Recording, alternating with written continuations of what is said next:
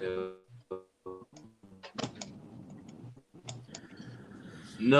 it's not you.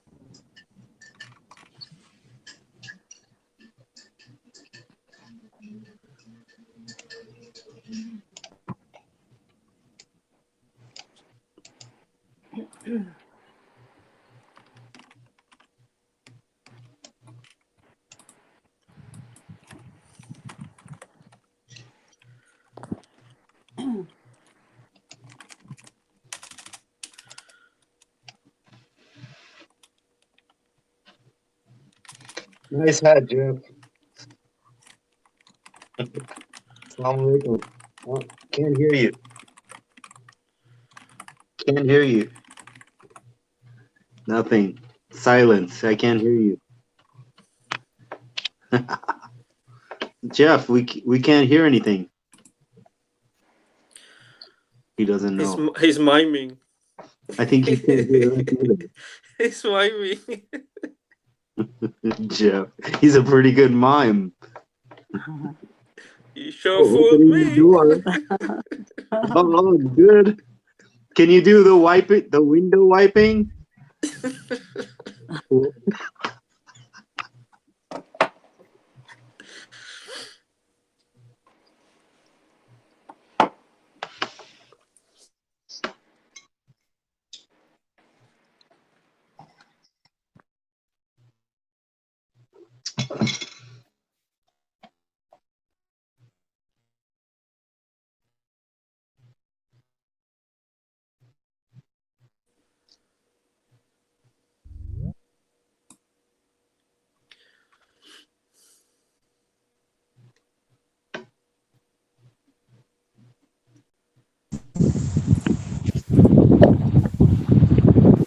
Can you hear me? Yeah, we're live. Yes. We're live. We're live. Echo. Yeah, echo. It is echoing.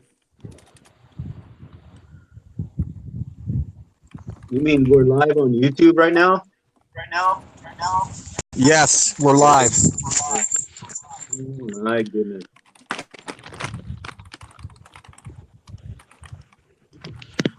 All right.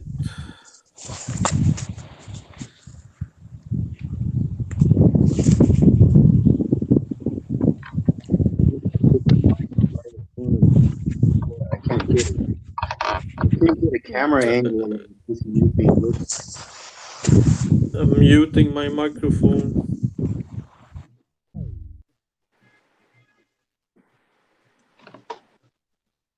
When are we starting? You can start now. So go ahead, guys. God willing. So, Assalamu Alaikum, everybody. Peace be upon you. Starting the Quran study. Assalamu alaikum. I'll read some verses, God willing, and then we'll have a discussion. After the verses, or after I'm done reading, and then we'll all discuss what we just read together. So you read along with me. God willing, you should have a Quran open either on your computer or a hard copy book in front of you, or a couple, a couple of tabs on your computer so you can go back and forth searching. There's a verse I want to read real quick. If you go to the chapter 16, verse 98, God tells us that we should, when you read the Quran, you shall seek refuge in God from Satan rejected. This is an important commandment because Satan, the devil, would like to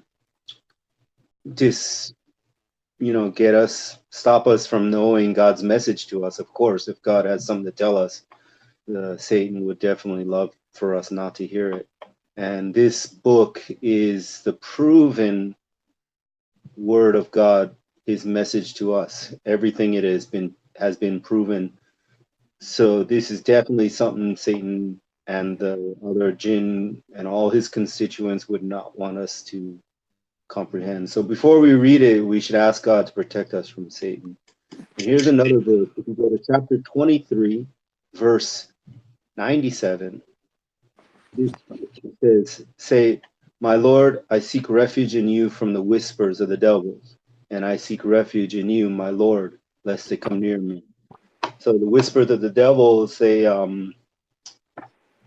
can have persuasion on us. They can have an influence on us. They can dupe us, you know, just like everything in the world, like things people say, you can be tricked, you can be led astray.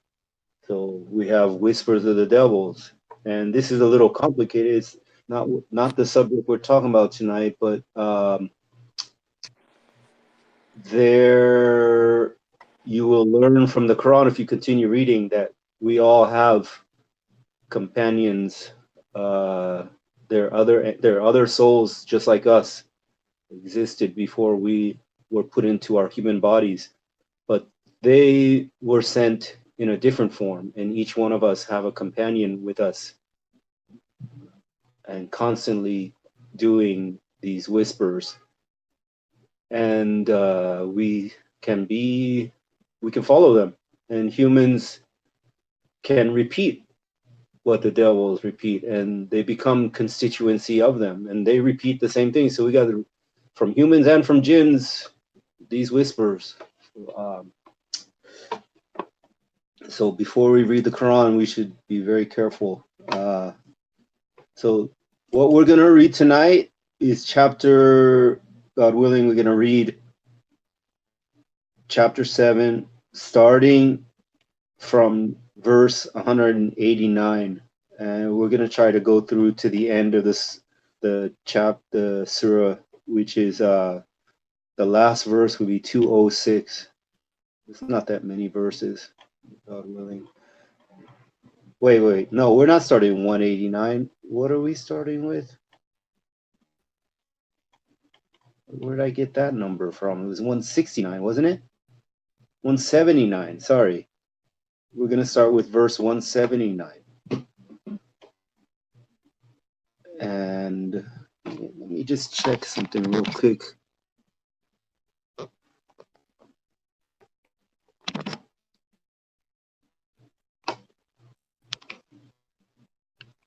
I just had to check, make sure I'm on the right verse. Yes, it's 179. Okay, so we'll start. I see, my Lord, I seek refuge in you from the whisper of the devils, and I seek refuge in you.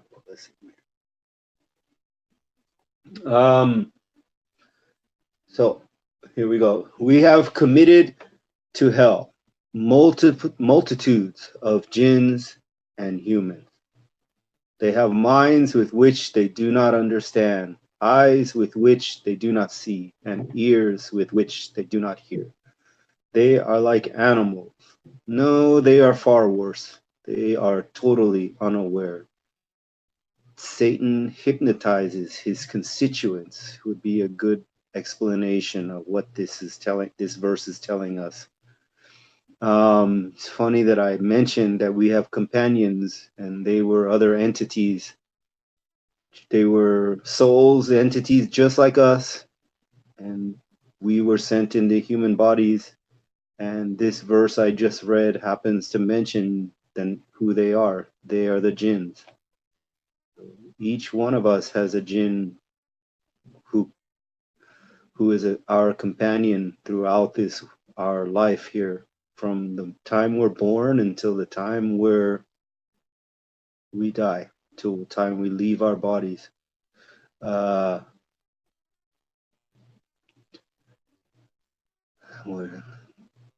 When it says here, I would like to go to this part. It says they have minds with which they do not understand, eyes with which they do not see, and ears with which they do not hear. I'm going to read this one verse, God willing.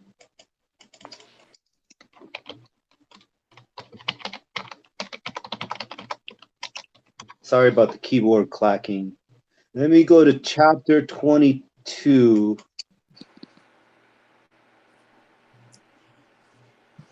Verse 46. Let's take a look at that. You guys, this is why I say open a separate tab so you don't have to lose your space. You can open it on a separate tab on your computer. So this is what it says. Did they not roam the earth, then use their minds to understand and use their ears to hear? Indeed, The real blindness is not the blindness of the eyes, but the blindness of the hearts inside the chest. Go back to what we read.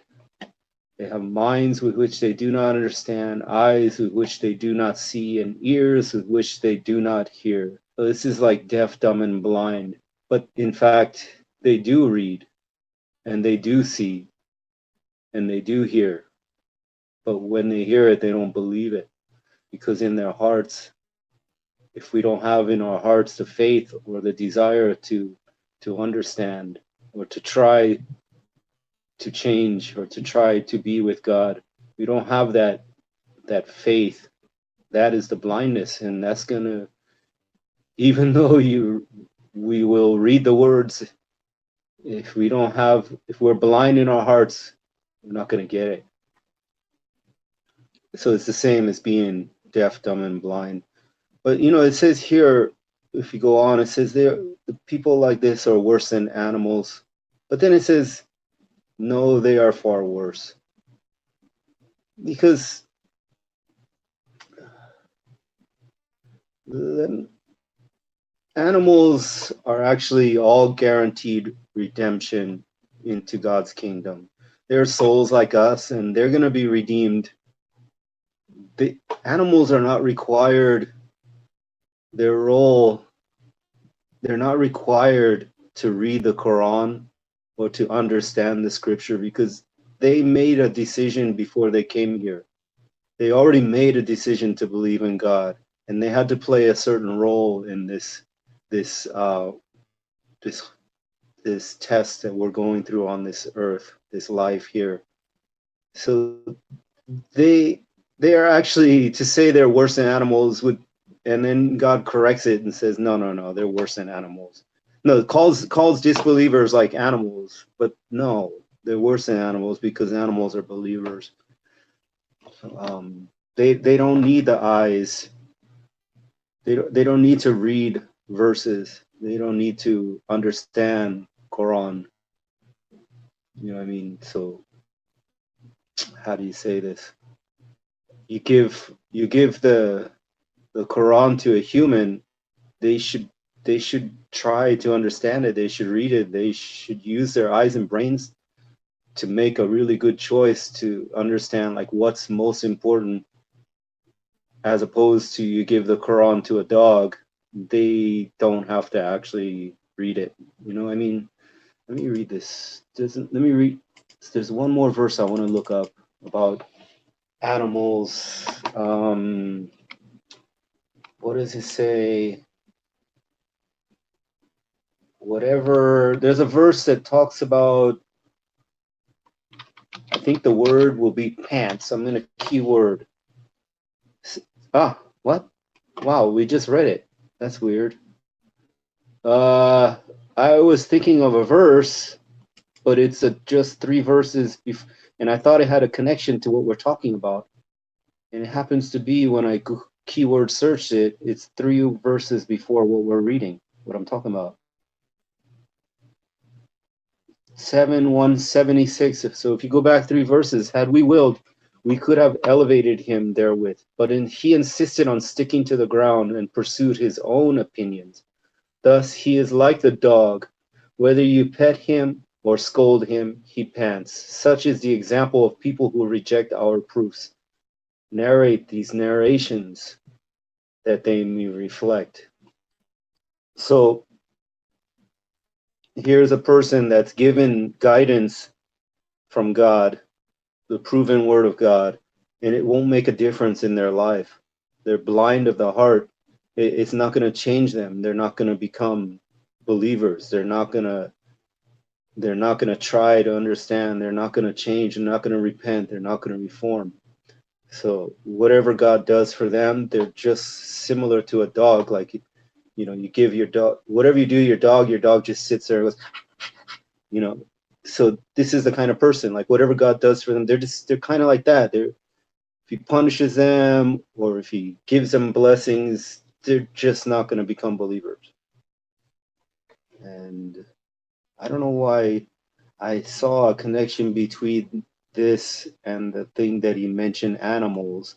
there has to be a connection. I just can't think of it clearly right now, but it's not coincidental that he mentions panting, like in dogs panting 3 verses before this one. You guys can further, if you have anything to say on that. In another Quran study, I was more clearer on this. So let me see. We have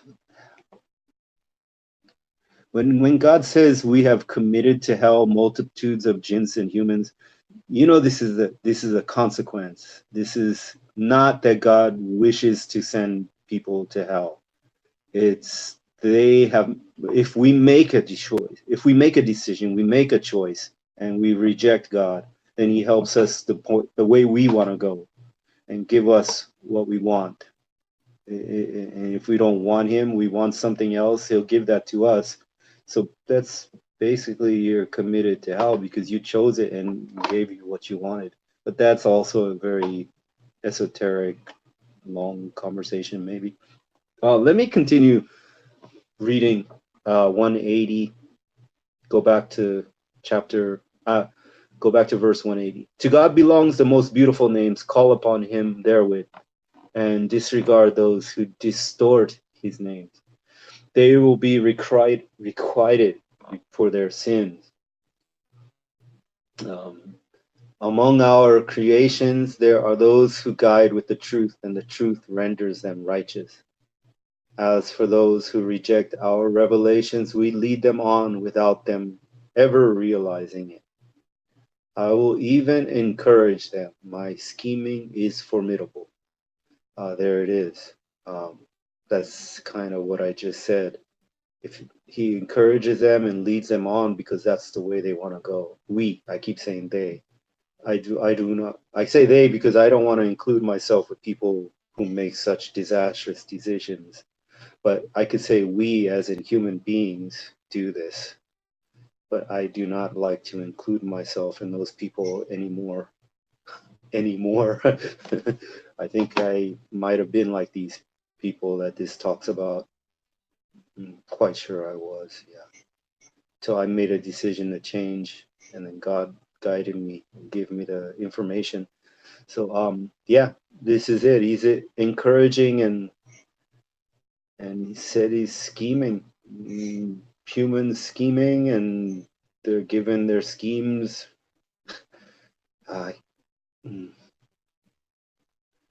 As you see, as for those who reject our revelations, we lead them on without them realizing it. Now, this is not saying that they didn't realize that they rejected the revelation. No, they did realize that they rejected it. But what happens is they don't realize that they think they're right, and they think they're so smart, and they think they're better than the believers, and they have all these arrogant opinions, and they put themselves on a higher, they give themselves a thumbs up, like a Facebook thumbs up for their bad choices. And people like me would get the thumbs down, let's kick him off Facebook. Who is this guy stirring up trouble? People like us.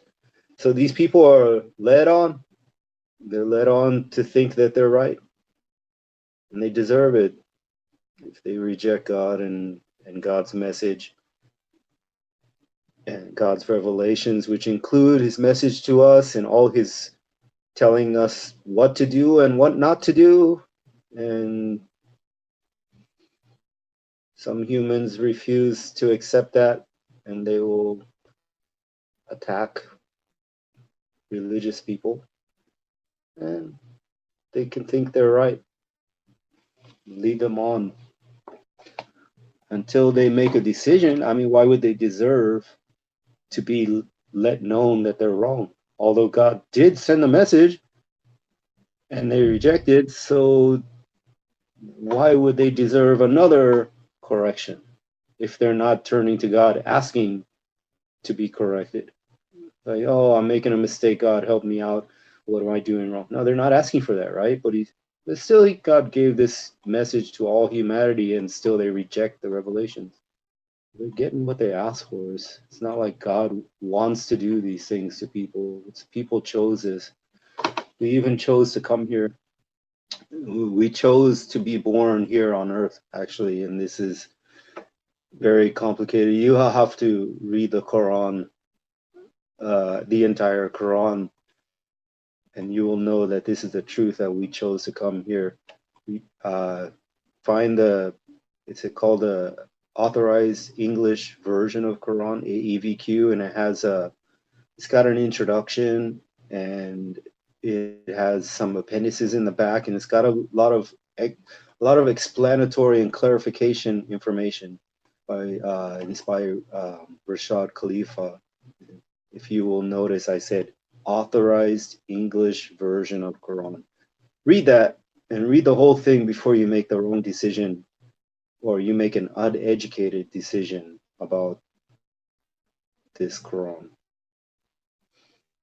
When they reflect upon there. Okay, wow, that's weird. It's talking about what I was just talking about, and I haven't read it yet. Okay, where did I stop off? As for those who reject, I will even encourage. Let's go back to reading. Wow, that's weird.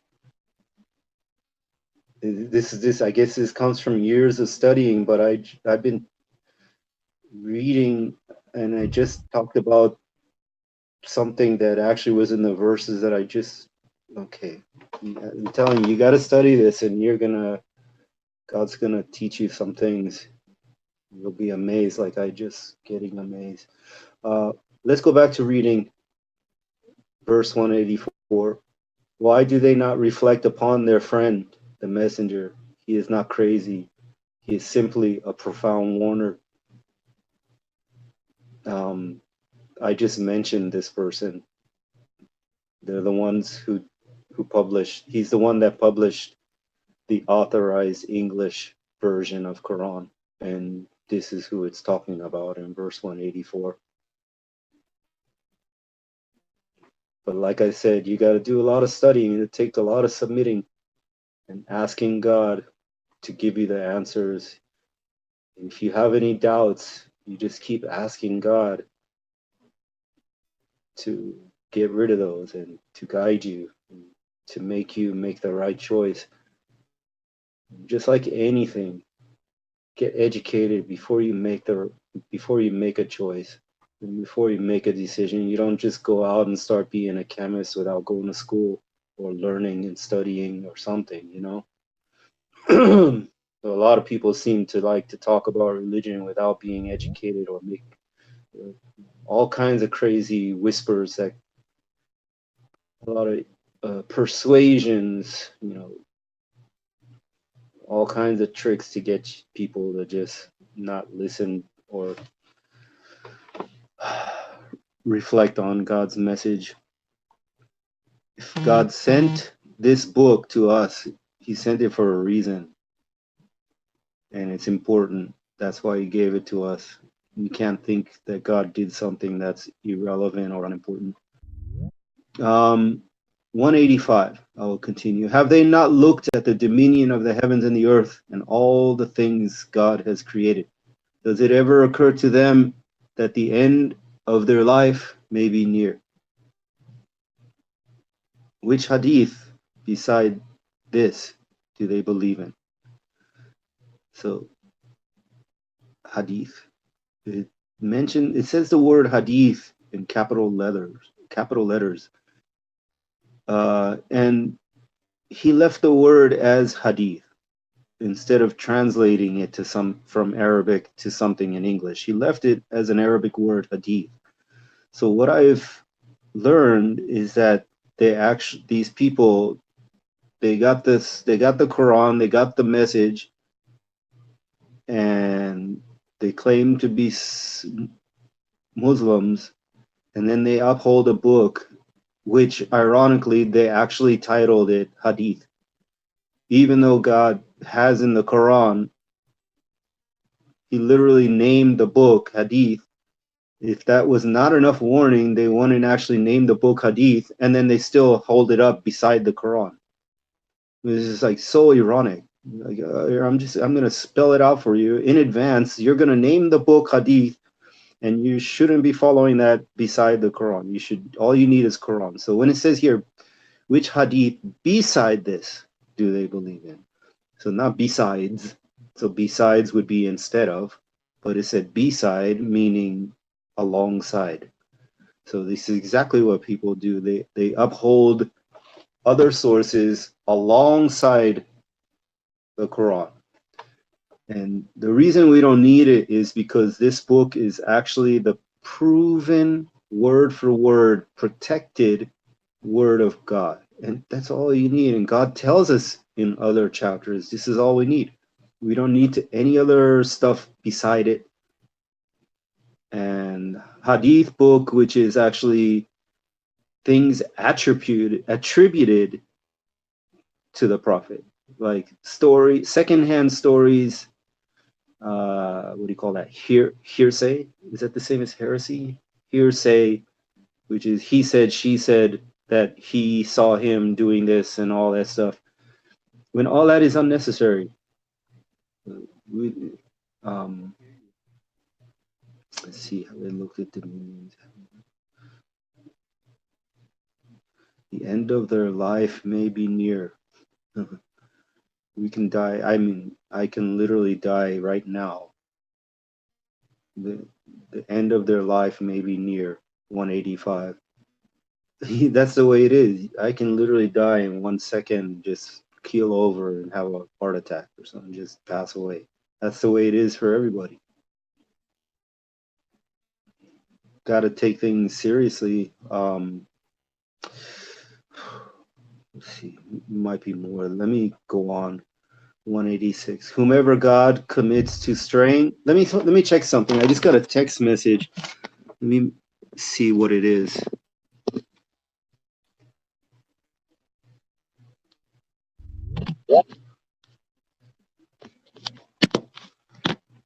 Okay.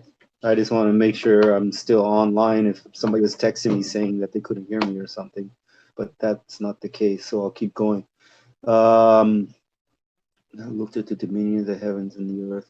So we're going on with 186.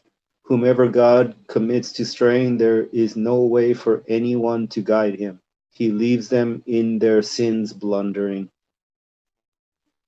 So committed to straying and leaves in the sins blundering. So he committed them to straying because they're in their sins. That's part of being committed to straying, is that they're in their sins blundering. You get it? They're committed to continue doing their evil ways. And it says, whomever God commits to straying will find no way to guide them. So that means only God can guide people to get out of this state. And they have to make a decision that they want that we have to make a decision that we want God to guide us and that we want to be believers. There's another verse in the Quran, which this might be shocking what I just said, they want to be believers. A lot of people will have you believe that, oh yeah, I'm a believer, oh yeah, we're believers in Quran. But it doesn't really work that way. You're a submitter, and then God increases your knowledge, and God removes all doubts and hesitations, and he gives you certainty, and then you're a believer. So if people want you to believe that they were born believers, or that there's somebody better than you because they were just naturally a believer, it goes against the whole system. They wouldn't have been born here if they were born believers. That's the same as saying that God made an error by sending them here. Anybody who was in heaven before being sent here, if they were actually believers, they would not have been sent here. They would not have made the disastrous decision to come here. They would be still in paradise, I believe. I think. I wonder if they would have become angels. That's a different subject. That's more complicated. Where was I? I lost my verse. Whomever God's. So, yeah. These are heavy verses, man. 187. I'll go on. They ask you about the end of the world, the hour, and when it will come to pass. Say, the knowledge thereof is with my Lord. Only he reveals its time. Heavy it is in the heavens and the earth. It will not come to you. It will not come to you except suddenly. They ask you if you are in control thereof. Say, the knowledge thereof is with God, but most people do not know. The right time to reveal this information was predestined to be 1980 through God's messenger of the covenant, the person who published the AEVQ, the Authorized English Version of the Quran. And if you read that book, you go to, it says, there's a footnote here that's telling us to look at some other verses for referencing 1587, 7227. Let's take a look at one of those real quick, God willing. 1587. 1587. We have given you the 7 pairs and the great Quran. When I say 1587, I mean chapter 15, verse 87. Surah 15, the valley, Al-Hijj, verse number 87.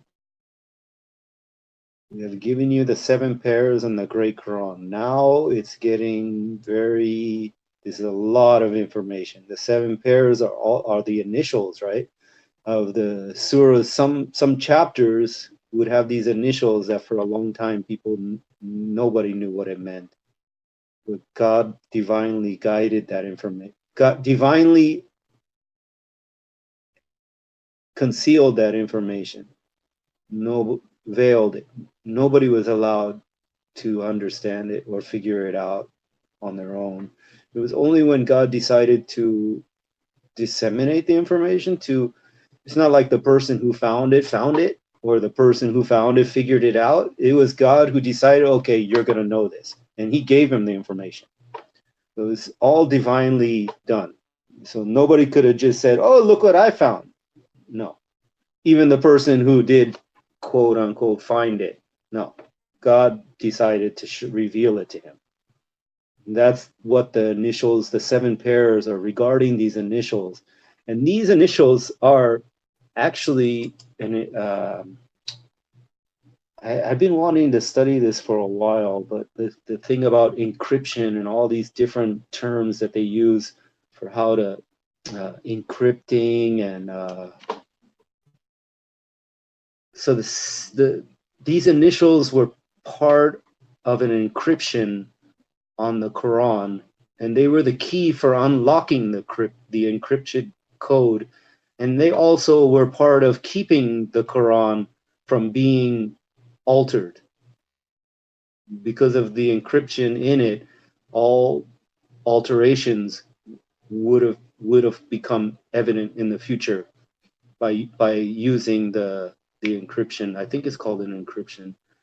And I guess you would watch, like Tom Hanks made that movie, The Da Vinci Code, right? And he had all these different things and had these little codes on it.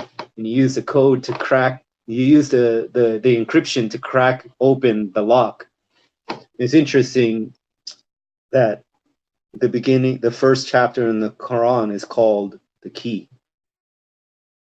And there's other things that I notice, but I might get way off target. This is a very lot of stuff to talk about, but this is also connected to the information about when will the world end and how is this gonna happen. There's actually a description, like how does the world end and what is the reason. It's not like a meteor comes and destroys the earth and that's the end of the earth. No, it's actually God comes and the earth just shatters when he comes. It's the physical presence of God. This earth cannot tolerate it. He's coming. Just like everybody, all believers expect to meet God, or they think God's coming. Yeah, he's coming, and that's Judgment Day, and that's when this earth will be destroyed. Not an asteroid, not planets colliding, none of that. It's God. And then he will rebuild it. Everything will, even our bodies, we're just going to be souls facing God. And that's Judgment Day. And if our souls are not strong enough, we won't be able to withstand the presence of God. Just like the earth and the heavens will shatter, so will we. We will run away. We got to develop our souls and nurture our souls so that we can, when he comes, we don't run like everything else. It's just going to, we will be destroyed just like that. We'll run. You know what I mean? I'm saying figuratively speaking. This is why people will go to hell, because they won't be able to withstand God's presence. And they'll run as far away from God as they can get. That today, that is the equivalent of hell. Hell has not been made yet. But anyways, so when it said in this verse that the hour come to you except suddenly, that's for disbelievers.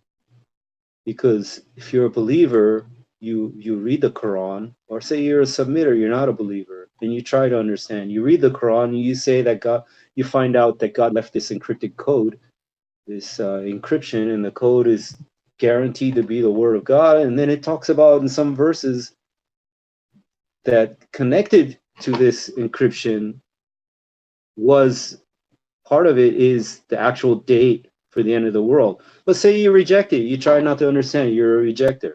And you say, well, I don't believe in this code from God and nonsense. This Da Vinci Code nonsense. Well, guess what? You're a disbeliever, and it's going to become suddenly. The end of the world is going to be suddenly. But for people who actually try to understand it, and eventually they get to the point where they really do believe it, it's not sudden. But for us, we're not going to be there anyways. But it's still going to be sudden, because everybody gets resurrected before it happens. So it's still going to be sudden for them, for all of us, right? But the people who are believers, I don't think it's not going to be sudden for them. We know it. God gave it this information. So even the ones who are dead already will be resurrected in shock and awe and surprise and suddenly. And then the ones who are alive at the moment, it's going to be sudden. Disbelievers who don't believe it at the time, it's going to be, oh, boom. Yeah, suddenly. Like, surprise, I didn't believe that. So, yeah, there are verses that talk that are about the end of the world, and it actually gives a date by using the encryption in the Quran. And Jesus, his birth was one of the markers, and the revelation of the Quran, a lot of stuff. I think you go to chapter 18. It's called The Cave, and it's talking about the sleepers of Ephesus, who were the neo-Christians who were hiding in the cave, who were Christian believers who were hiding in a cave from neo-Christians who were spreading the Trinity doctrine, and they were hiding from them because these neo-Christians were persecuting believers, it seems like, and they had to hide from them, or they just didn't want to hear it. But I see, if they didn't want to hear it, why would they have to hide in a cave? I think they were fleeing persecution.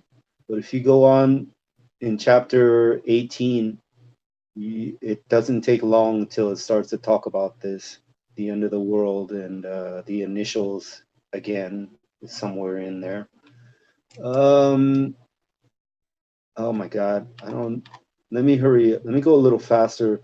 Messengers, let me read more, 188. Say, I have no power to benefit myself. Oh wait, going back to what we were reading, chapter 7, verse 188. And I'm going to continue on, and I'm going to move on from the verses.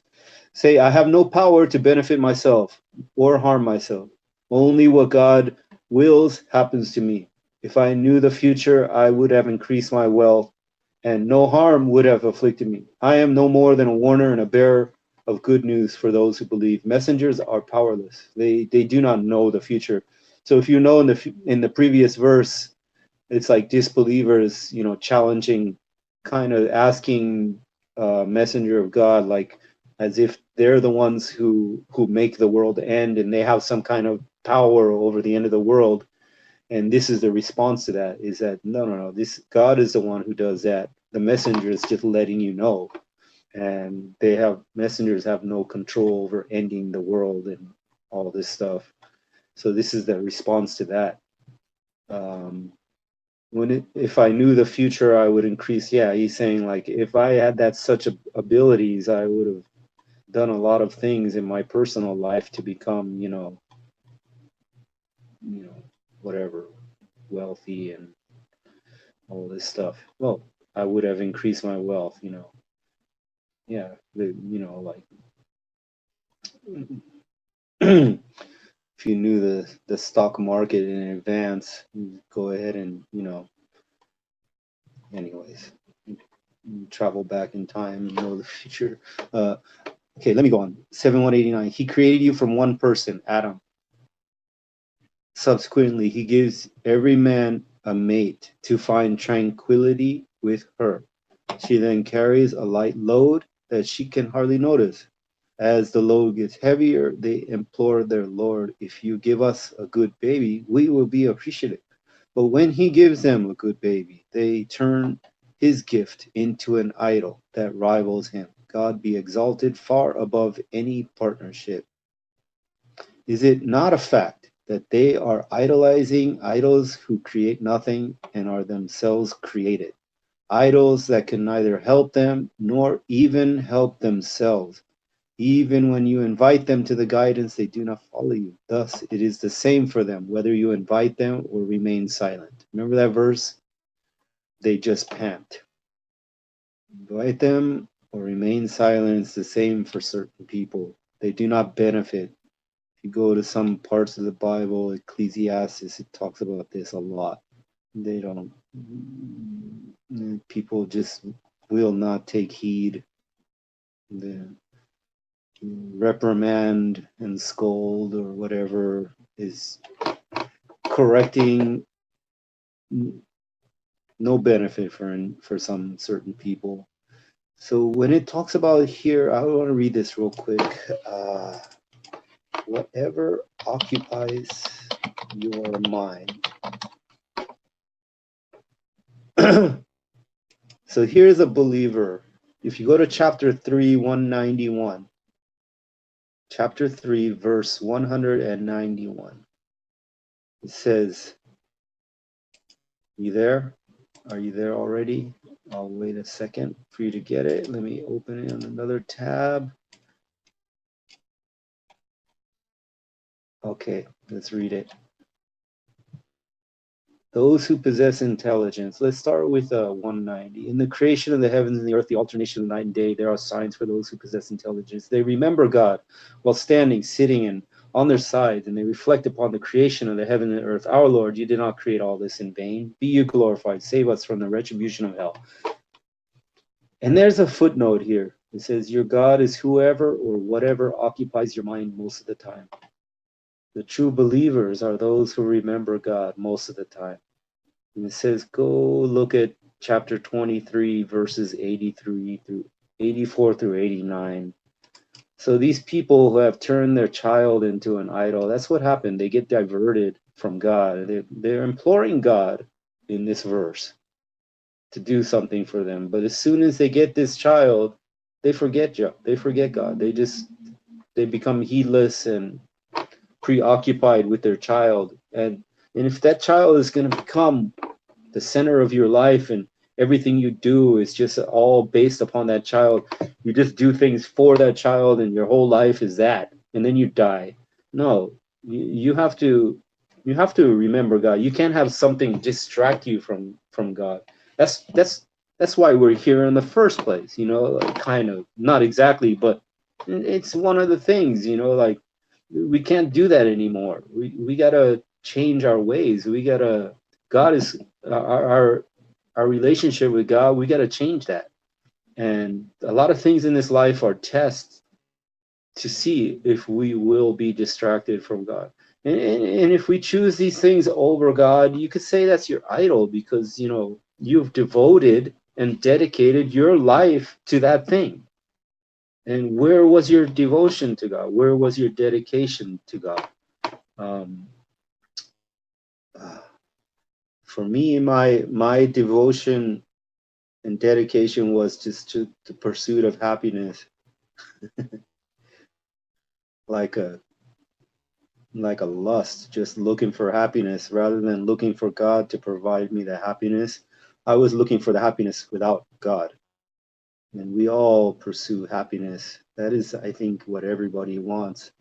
But the true happiness, if you want that, my mistake was I should have pursued God, and that's how I would have got my happiness. But I pursued it without God, and thank God I was shown otherwise.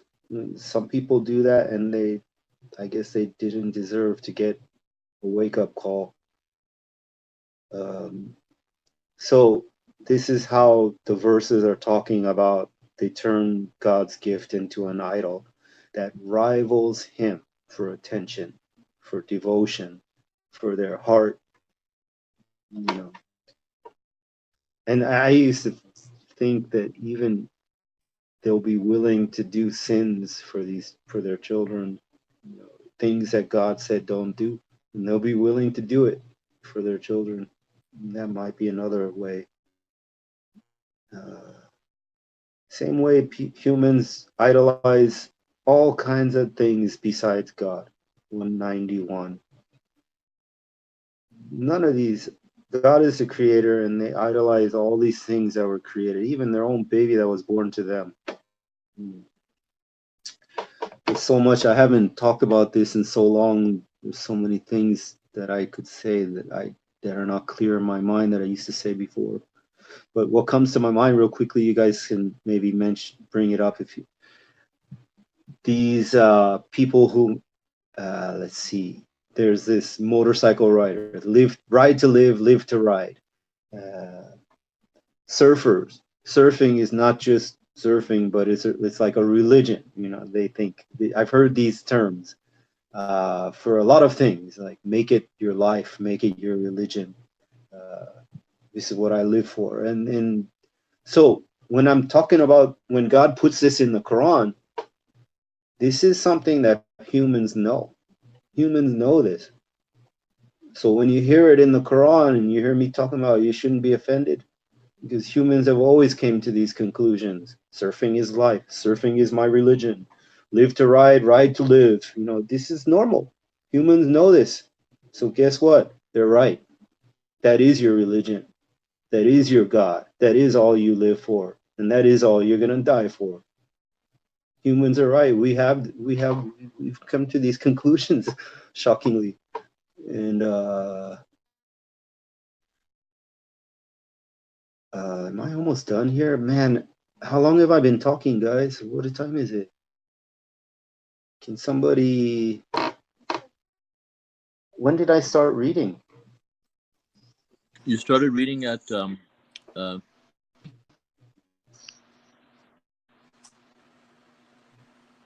Should I continue all the way to the end? Because looks like I think you should read till the end and then start to explain it, and whatever Okay, time permits, then you can talk about it. I'll read to the end, but I won't go into such deep discussion as I do with all the rest, because I do talk a lot. Sure.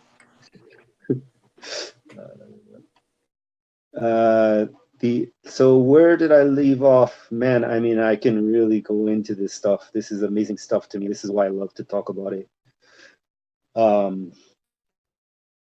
From the moment I got Quran, I was just surprised that there's a book saying all these things that I thought, but my thoughts were not as clear as they're actually being stated in these verses. And I was like, wait, how did somebody put this in a book? You know, it was shock to me. It wasn't somebody who put it in a book. This book is actually from God. That's how. Yeah, actually, I want to. Sorry. Huh? No, I think you've been reading for 45 minutes. I don't know what everybody else feels. I left off that idols can help them invite. Where did I stop? I think 192, 193? No, 195? 194. Okay. Well, my advice is why don't you read the verses? Like 12 Just verses quickly left. go through the verses and then we can talk about them. God willing. Okay. And you can talk about the things I said too. That's why we do Quran study. Yeah, of course. Yeah. So okay. We're at verse 194 right now, and I'm just gonna read it through to the end without discussing. God willing. The idols you invoke besides God are creatures like you. Go ahead and call upon them. Let them respond to you, if you are right. Do they have legs on which they walk? Do they have hands with which they defend themselves? Do they have eyes with which they see? Do they have ears with which they hear? Call upon your idols and ask them to smite me without delay. That's God saying, if you think that they are some kind of deities, let's see if they can smite God, if they really have any comparison to God. They're not even close, and so why are you worshiping them? God is the only Lord and Master, the one who revealed this scripture, who he protects the righteous. As for the idols you set up beside him, they cannot help you, nor can they help themselves. That only God can help. Even everything, everything, even the help you think you're getting from somebody, it's God who's controlling all events. So only God can help. When you invite them to the guidance, they do not hear, and you see them looking at you, but they do not see. Remember what I said? True blindness is a blindness of the heart. You shall resort to pardon, advocate tolerance, and disregard the ignorant. Uh-oh. When the devil whispers to you any whisper, seek refuge in God. He is here, omniscient. Remember the verses I just read before you read the Quran? Persuasions of the devils. And this thing, asking God to protect you from this, it cannot be said enough. Sorry, I said I was going to read through, but I have to say this. Recently, I started doing this more often throughout the day. And then I used to do this a lot just out of fear of these whispers, and I fear what can happen to me if I mistakenly or follow one of these wrong whispers from the devils, wrong persuasions and influence. And then suddenly one time recently, I thought about it. I said, wow, I'm actually doing this because I actually want God to be pleased with me. I want God. I don't want to be somebody who is kind of repulsive to God or is not kind of disloyal. So I was seeking refuge at that moment to be loyal to God, to be a good submitter, rather than just out of fear, oh, I don't want to. I actually wanted to please God. So I was seeking the refuge from the whispers so I can be a good believer. Let me finish this. Those who are righteous, whenever the devil approaches them with an idea, they remember, whereupon they become seers. Their brethren ceaselessly entice them to go astray. If you do not produce a miracle that they demand, they say, why not ask for it? Say, I simply follow what is revealed to me from my Lord. These are enlightenments from your Lord, and guidance and mercy for people who believe. That's talking about this, the Quran, Revelations, this scripture. When the Quran is recited, you shall listen to it and take heed that you may attain mercy. You shall remember your Lord within yourself, publicly, privately, and quietly, day and night. Do not be unaware. Here's what I was talking about before. Whatever occupies your mind most of the time is your God. Your God is whoever or whatever occupies your mind most of the day. This explains the fact that most of those who believe in God are destined for hell. That's remember what I said about nourishing your soul, and growing your soul, and those at your Lord are never too proud to worship Him. They glorify Him and fall prostrate before Him. That was the last verse. Masha Allah. Thanks. Masha Allah, great study. Praise God.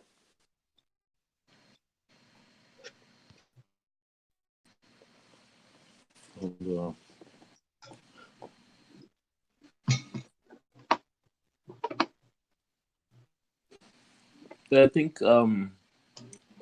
verse 205 is, I think, extremely important to remember. You know, I mean, we can never overemphasize the importance of remembering God all day and night, because whatever is occupying your mind most of the day is your God. And if God is not on your mind, majority of the day, which is like at least 50 day, you're not. So it's so important. And you know, I think so we should always be on our thoughts and discipline, um, catch ourselves, you know, like really we can get so preoccupied with other thoughts that, you know, we lose the focus and we lose what's important. We lose what matters. And you know, God is, you know, this is a very important commandment that we should remember God privately, publicly, quietly, day and night, you know, under every condition, be on our minds all the time, because that's what dictates what is your God. You know, if you have money on your mind all day long, most of the day, work on your mind, I mean, that's a very bad thing. I mean, you should try to get out of it no matter how long it takes you. I mean, you know, you do your salat. I think good indicators when you're doing your salat, you know, catch yourself. Like if you're doing your salat and you can't concentrate, I mean, more than likely, I mean, you're not focusing on your God the other parts of the day too, because you know, like the idea, the objective behind doing your salat is at least that's the minimum you can do to try to remember God. And if you can't even focus on God during your salat, I mean, you're most likely not nearly as much during the rest of the day either, you know. So I mean, I don't know. I mean, this is so important, and I catching myself.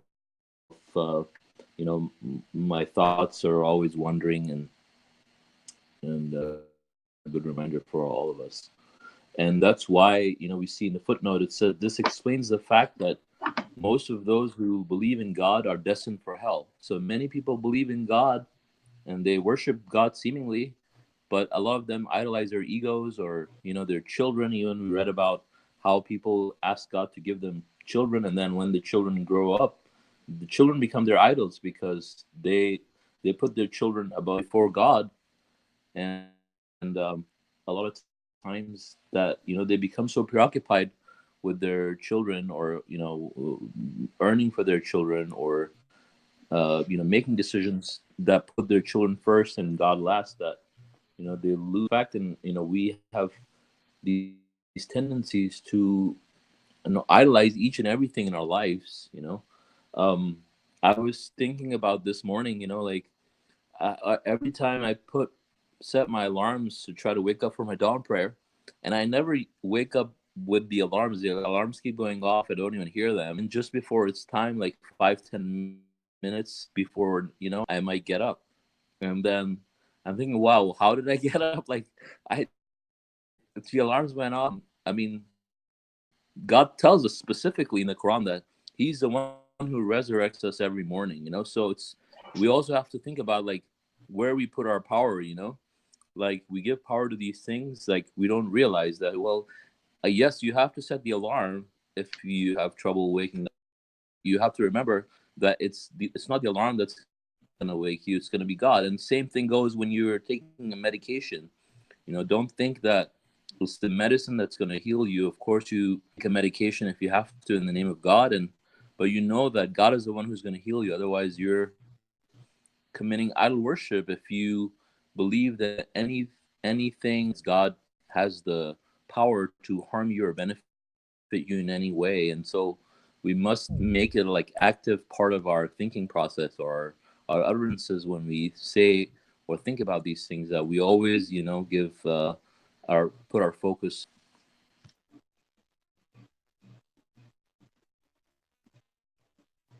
Hey guys, I gotta walk away for a second. I gotta do something real quick, God willing.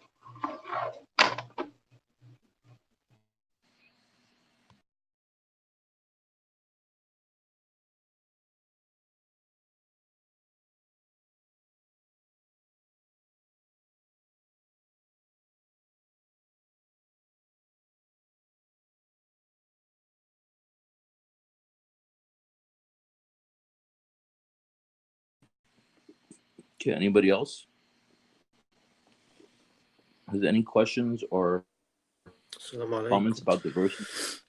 No, it is interesting what you said, actually, about the alarm clock, that we give the alarm clock power. It's such a small thing, but Mm-hmm. it really puts things into perspective. And we also have to remember that we don't live in a culture that promotes these sort of things.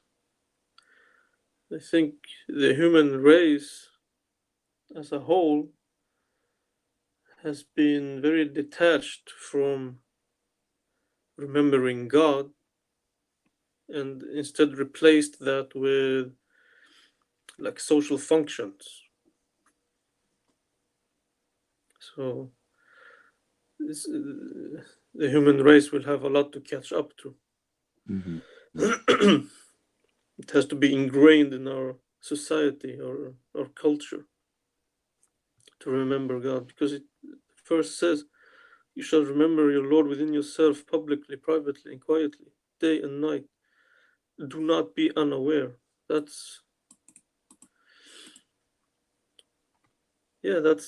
needs discipline. So yeah. Mm-hmm. Yeah.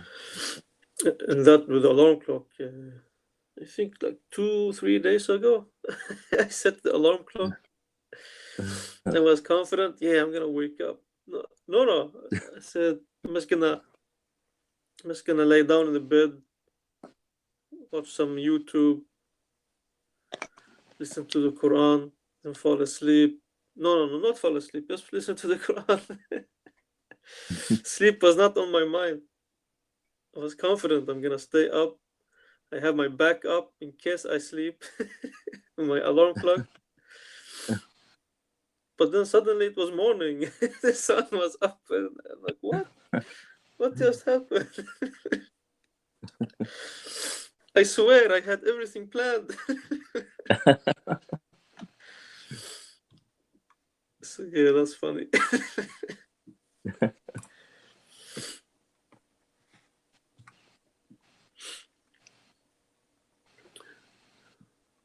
Such a small thing that makes us unaware.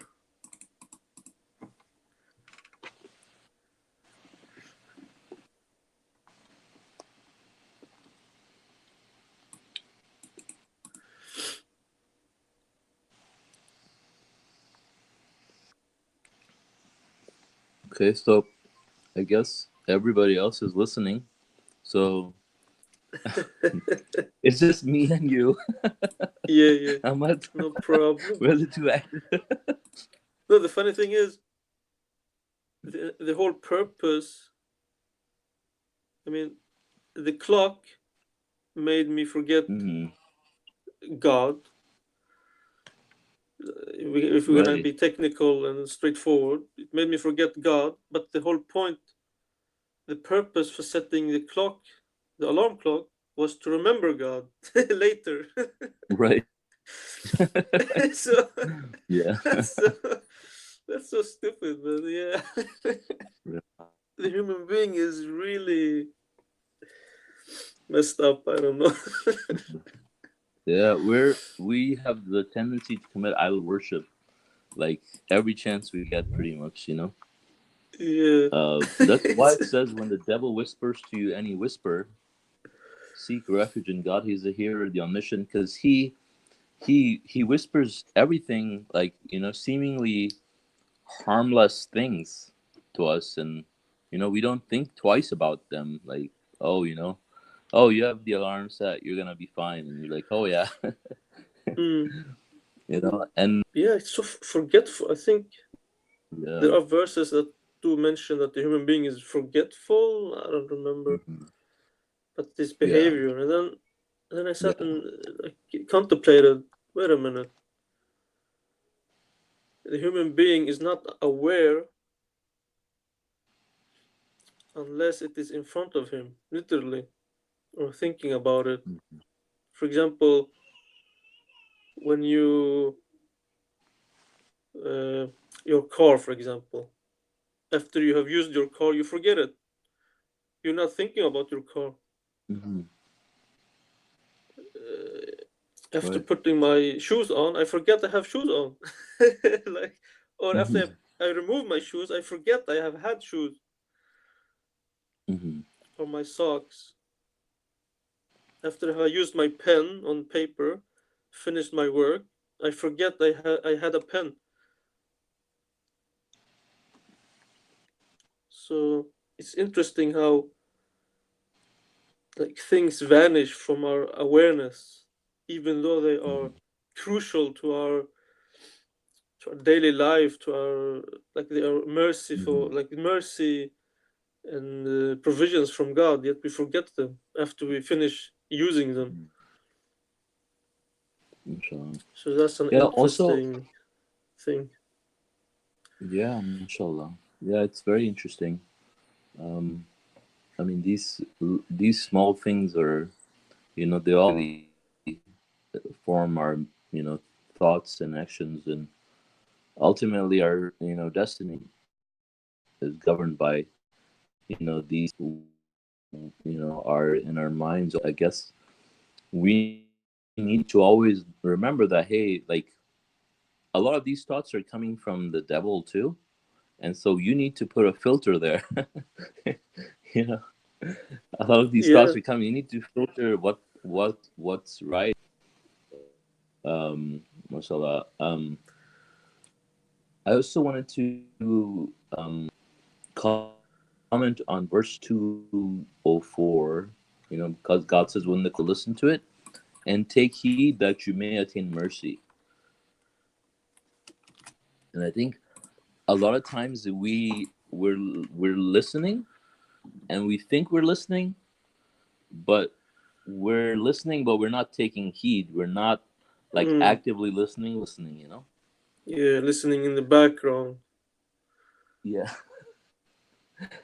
Yeah, and then it's like, well, when God says you shall listen to it, he says you shall listen to it and take heed. So you have Mm. to really think about and reflect on the Quran when you're reading it, even both times. Yeah, yeah. Like Yeah, that's sometimes a at good dawn, reminder. like, yeah, sometimes at dawn, like I'm reading the Quran, and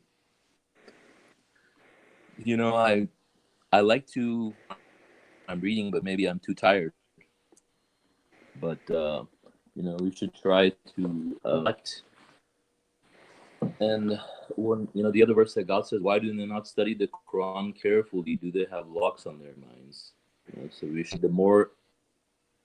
and it says, "You shall listen to it and take heed that you may know that it's such a huge gift." I mean, like the other was just waiting for something, and I decided to like, instead of going through traffic, I decided I'm just going to kill some time, wait here at a coffee shop and do some work. I I went to like a coffee shop here, and decided to sit outside. And I was working, and then there weren't a lot of seats available, so there was a mother and her daughter they came and sat like very close to me, you know. So like they're literally like next to me, both of them, and they were talking, having a private conversation, and I could hear everything, you know. I wanted to not hear anything, but I could hear everything, and everything from what the girl was saying to what her mother was saying. Like there was no, like they just sounded like they were totally lost. Like the girl was telling, she's angry all the time, and she doesn't know why, and was like, "Oh, it's okay, it's your happen," and then she's talking to her daughter all these random theories that could be the reason why she would be feeling that way, and like why things happen, like just real wild ideas. And they're thinking, wow, like people are so lost, you know, because they don't even have a sense of like what the truth is. Like even day-to-day life, like they don't have a clue, you know, about life and why they're here and happiness and anything. And see, I mean, seemingly like I'm saying like seemingly educated, civilized people, you know, they don't know anything as far as you know, God is concerned, and our the distinguishing between right and wrong. And I mean, they know a lot of, you know, basic stuff, some things that are important, but really these are what God is telling us in the Quran. I mean, and what we have here, mashallah, by God's leave. I mean, this is our starting point to grow. And if you don't even have your starting point, like you're really, you know, it's like nearly impossible for. That's why it's nearly impossible for. I mean, they're doing good things. First of all, by, you know, feeding the poor or helping the homeless people and stuff like that. But these are all like very that they're getting.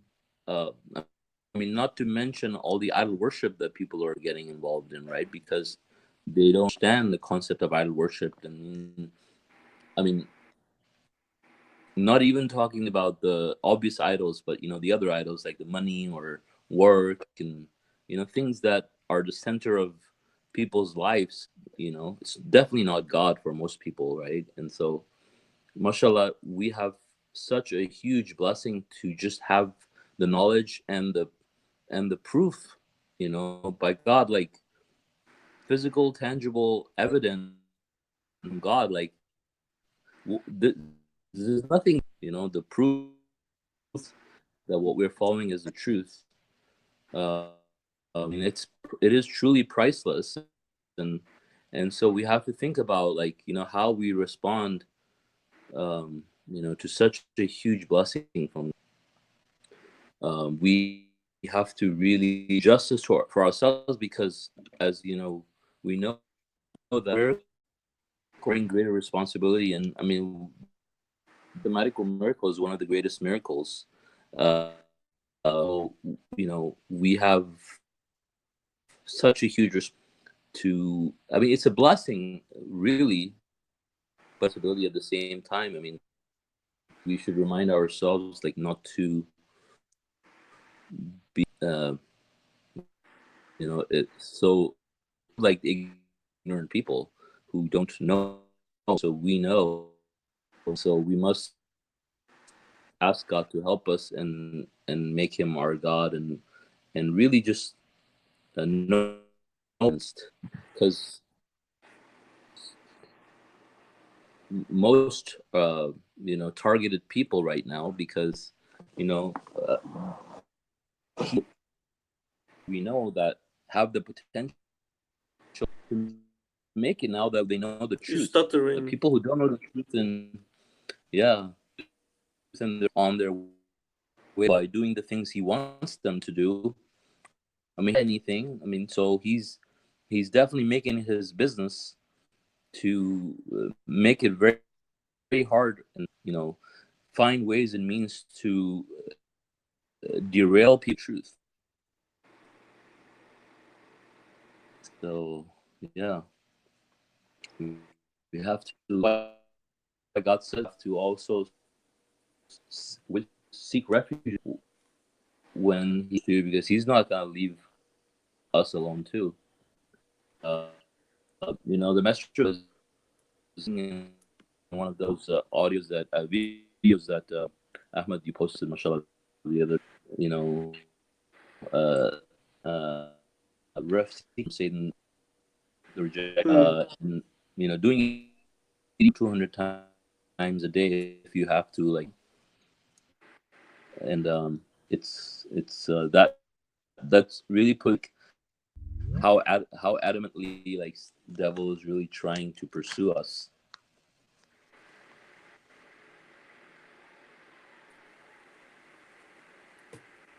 Exactly.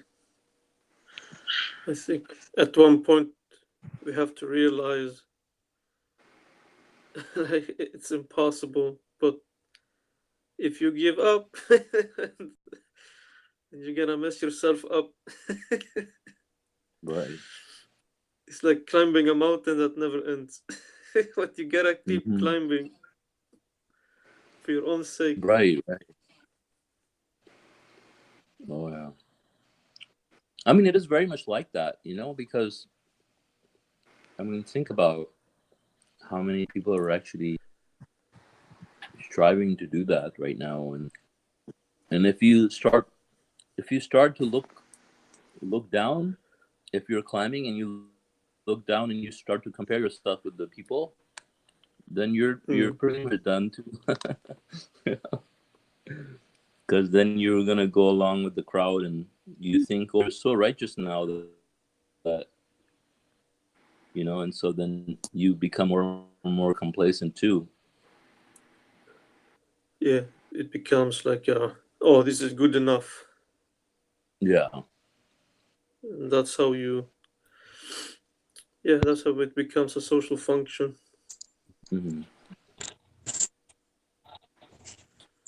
Or at least that's your rank. Right.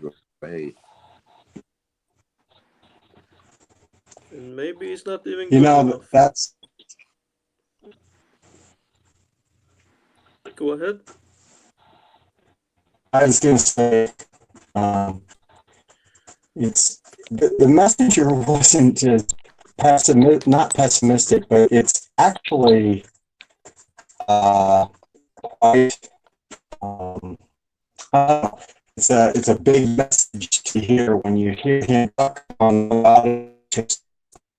Once he comes to You're stuttering. Yeah. It sounds like Jeff, a we robot. can't hear you.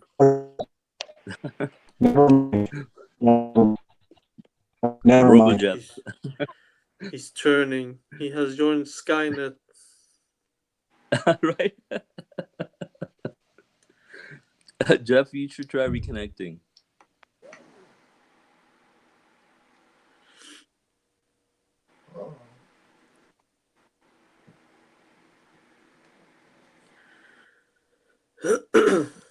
And the issue is, what is normal?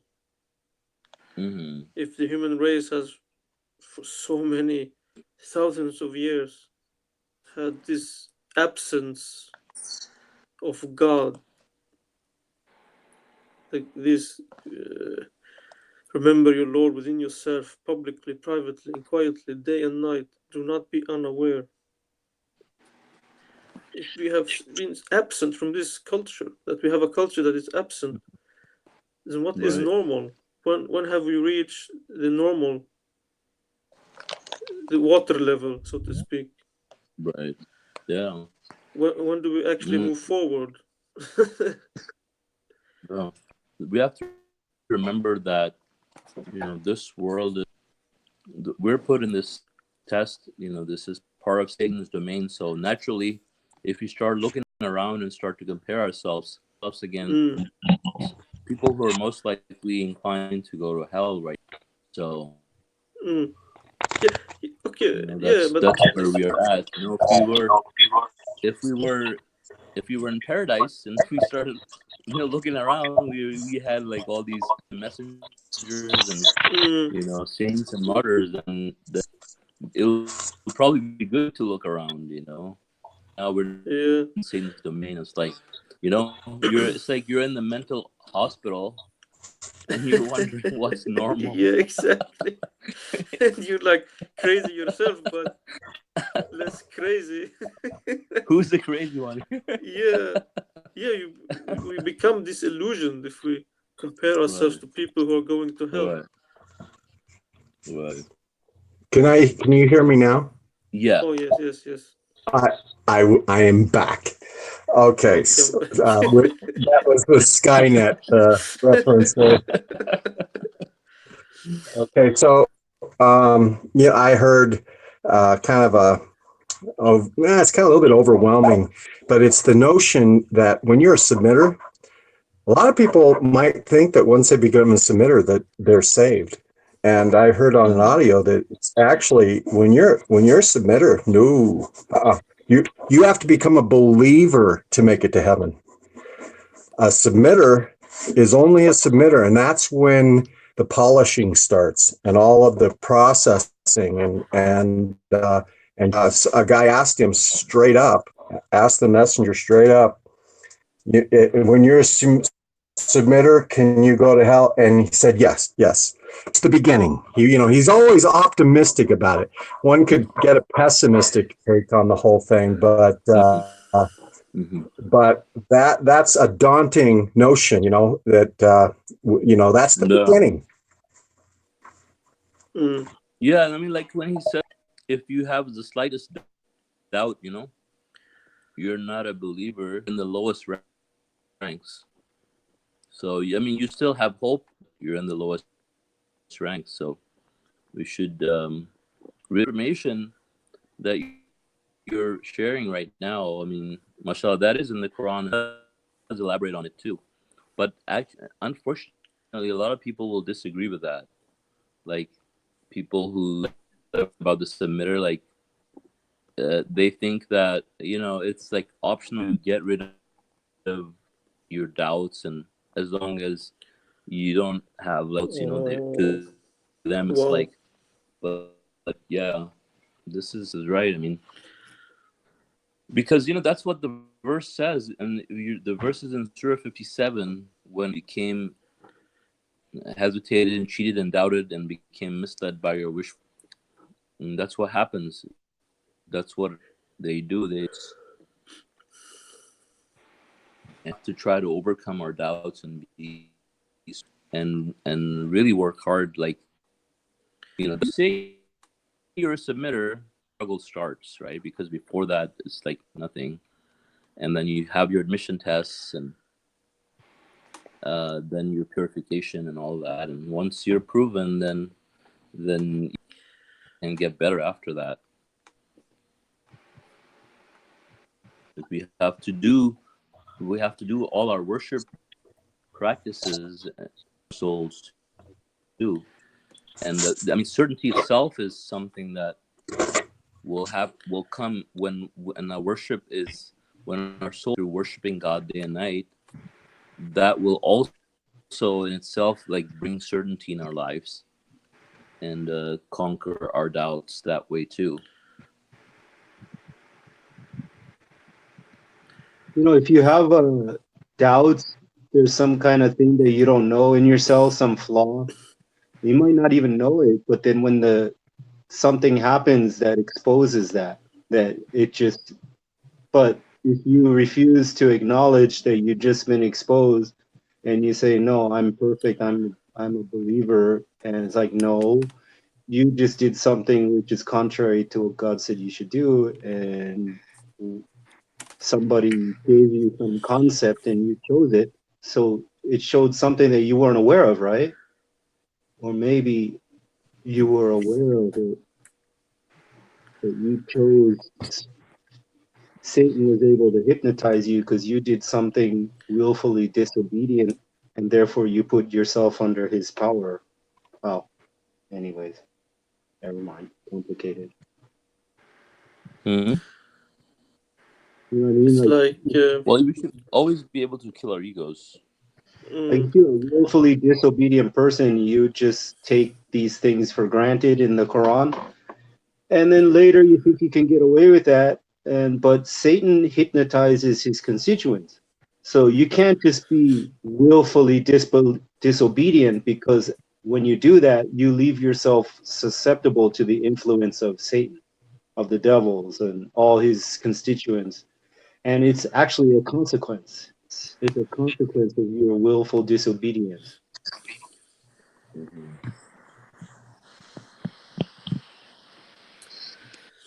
Yeah, I think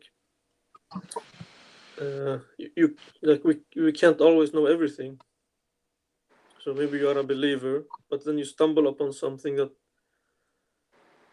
makes you confused, or like it's slight doubt. And then there's two choices: you either ignore it and let the doubt increase, or you pursue it. See, what is this? What is doubt? Who are you? What do you want from me? You study it, you research, Mhm. and it doesn't affect your belief. You research it, you follow the truth. What is truth? It's your personality. A believer, it's your personality, because a believer at the age of 25 is not the same believer when he or she is 60 or 70, because they will have been tested and experienced so many things, and each day will increase their belief, strengthen their belief. Mm. Yeah. So yeah, Yeah, it's a big I mean, doubts topic. are not like, I mean, doubts are not like, if you have a doubt whether, like, Moses wasn't, like, I don't know, No, not doubt Jews, about but let's God, just but say, doubt yeah, about yeah. minor things. No, no, I'm not saying what you know. I was just saying on a separate note, like, I was saying, like, doubt, when we talk about doubts, people having doubts, Mm, in the Quran says something.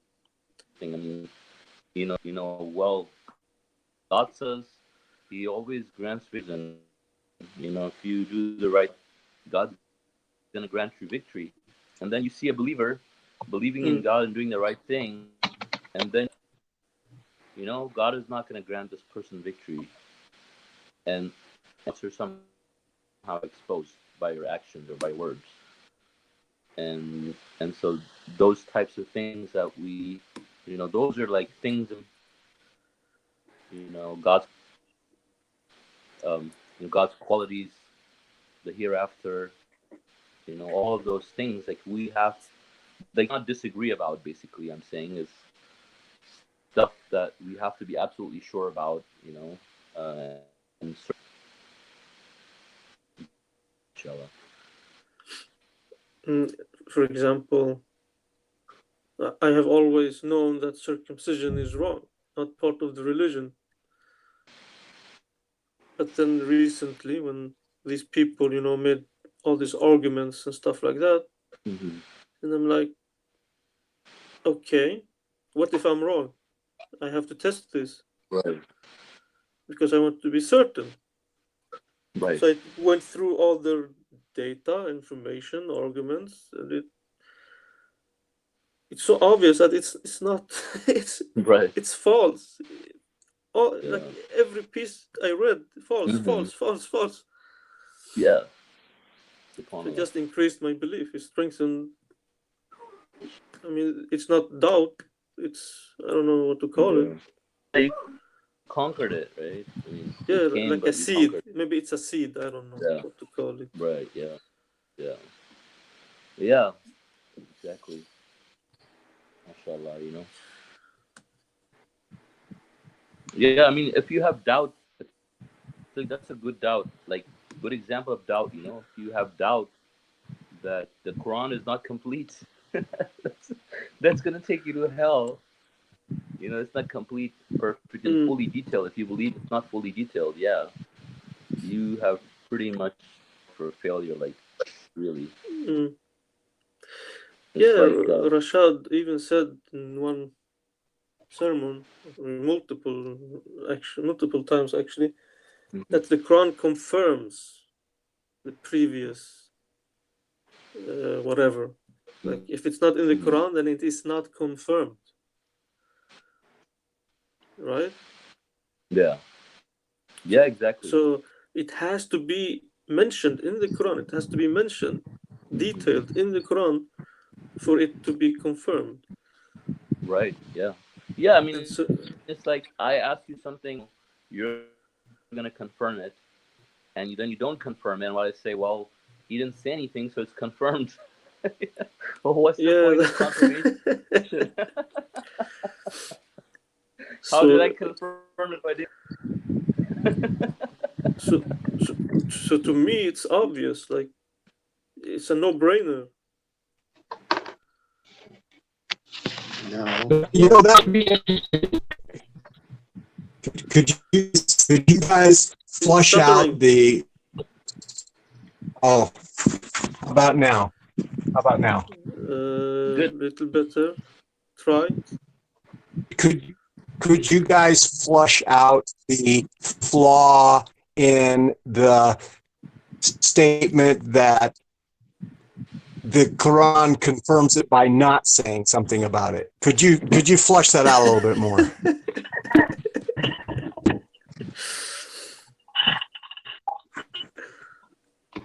Hmm. You know, I believe that there is one God above all. We are all under the same umbrella, and I truly believe, and that's what I taught my kids, because I think I told Solomon that when my son was about 13, 14, he came home one day and he says, "Mom, what are we?" I said, "What do you mean?" He says, "Well, are we Muslim?" I said, "Well, of course." He says, "Well, then we are terrorists." They told us, Muslims are terrorists.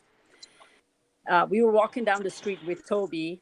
So at that moment, the tree in front of us. So I told him, I said, "If there is a storm, where would you be safe on the street?" He said, "The trunk. I'll grab the trunk." I go, "The trunk is God. The branches or the religions. If you hang on to any of those,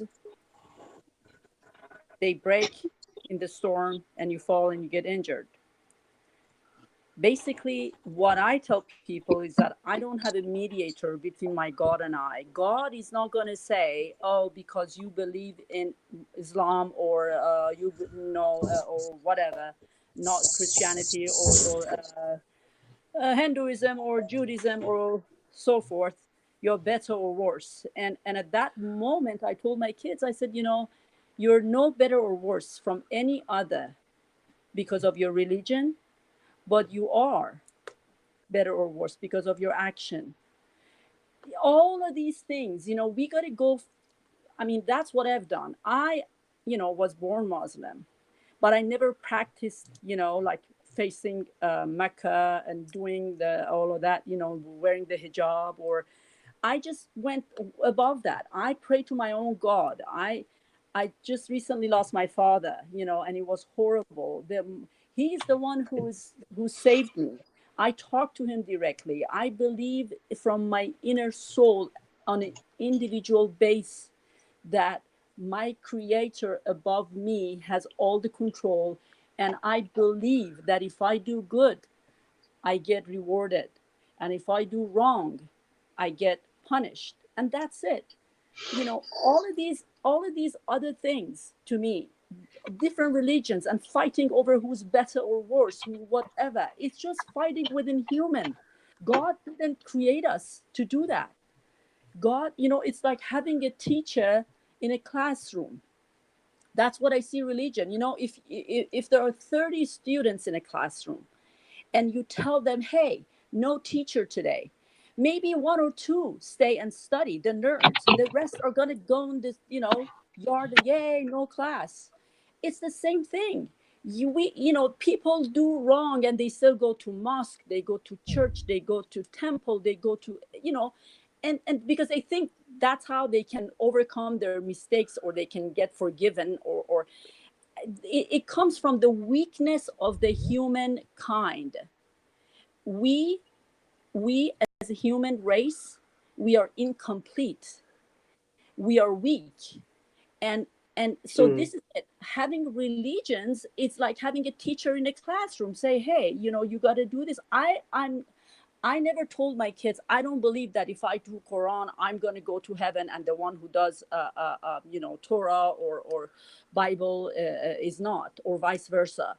I believe that God, you know, is, you know, we are under his umbrella. We geographically, and because of different timing and different place, we were, you know, born into different religions. One is Hindu, one is atheist, one is Zoroastrian, one is, you know, Christian, Muslim. You know, so if I think if we all live and let live and believe in the goodness and have clear conscience, that's the most important thing. To be good and clear within ourselves, not to do a show for anybody else, not to go to jump up and down or you know, so other people say, oh, he or she is religious or practicing, because it really doesn't matter. We have Muslims in Africa, they are naked because of the heat, and then in Saudi Arabia they're covered up from head to toe. So all of this stuff is human made. God is much, much, much bigger and more merciful. He is the best of the best, and he has given us so many signs to be thankful and to follow and to just be. I have universal religion, and without having read Quran, I know some surah, because when I was, you know, younger in Iran, my grandma, my father, you know, they used to do the prayers, and then we had to mimic and follow it. But you know, and I never actually liked it because I spoke in Farsi, my mother tongue, and I didn't like to do it in Arabic. I just said I don't want to do it, and my father got mad at me. He says, no, this is it. And you know, you got to do it. And for me, you know, I want to do it whichever way. God doesn't know language. God, you know, that it's that connection, is that, you know, internal good, clear, simple feeling. It's like being able to connect to him momentarily in a snap, no matter where, on top of a mountain, on a street, in the car, on the bed, whatever. He hears us, and he wants us to do good, and we are passing through. We are not here to stay, you know. We are just, we don't know where we come from, you know. Or I always compare, I was telling my kids, I said, I compare our understanding to God like how is an ant to us, you know. They have soldiers, they have their whole system, they have their whole army, they do everything, and then they cannot understand what is it that with a blow their whole life is destroyed. We cannot, it's the same relation, not to the exact, you know, level, but it's the same thing. We don't know, but we know he is much bigger, we know he's merciful, we know this whole earth. And I'm a scientist, and I do believe, when I think, you know, you guys were talking, you were touching on, oh, it's not going to be the meteor, anything that's going to that's going to happen, and it will happen at some point, you know, as on geology, on atmosphere, on the Earth's surface, on all other planets. Earth is really nothing compared to, if you want to compare to other planets, you know. At some point now they're saying, oh, there was life in Mars, because they see signs of water, you know, running, and that was million and million and million years ago, because it takes so long for everything to become nothing. And the earth too, we are not, you know, going to be forever, and thanks to human technology, we are destroying earth with our own hands. You know, all these laptops, all these iPhones, iPads, everything that we have, you know, it's, you know, the polar bears are dying because they're on the surface, the ices are melting, so they're dying. In the bottom we have tsunamis, so it's like you have a ball and somebody's pressing it from the top and bottom. So Earth's life doesn't have more than 200 to 300 years of it left, you know, scientifically. scientifically.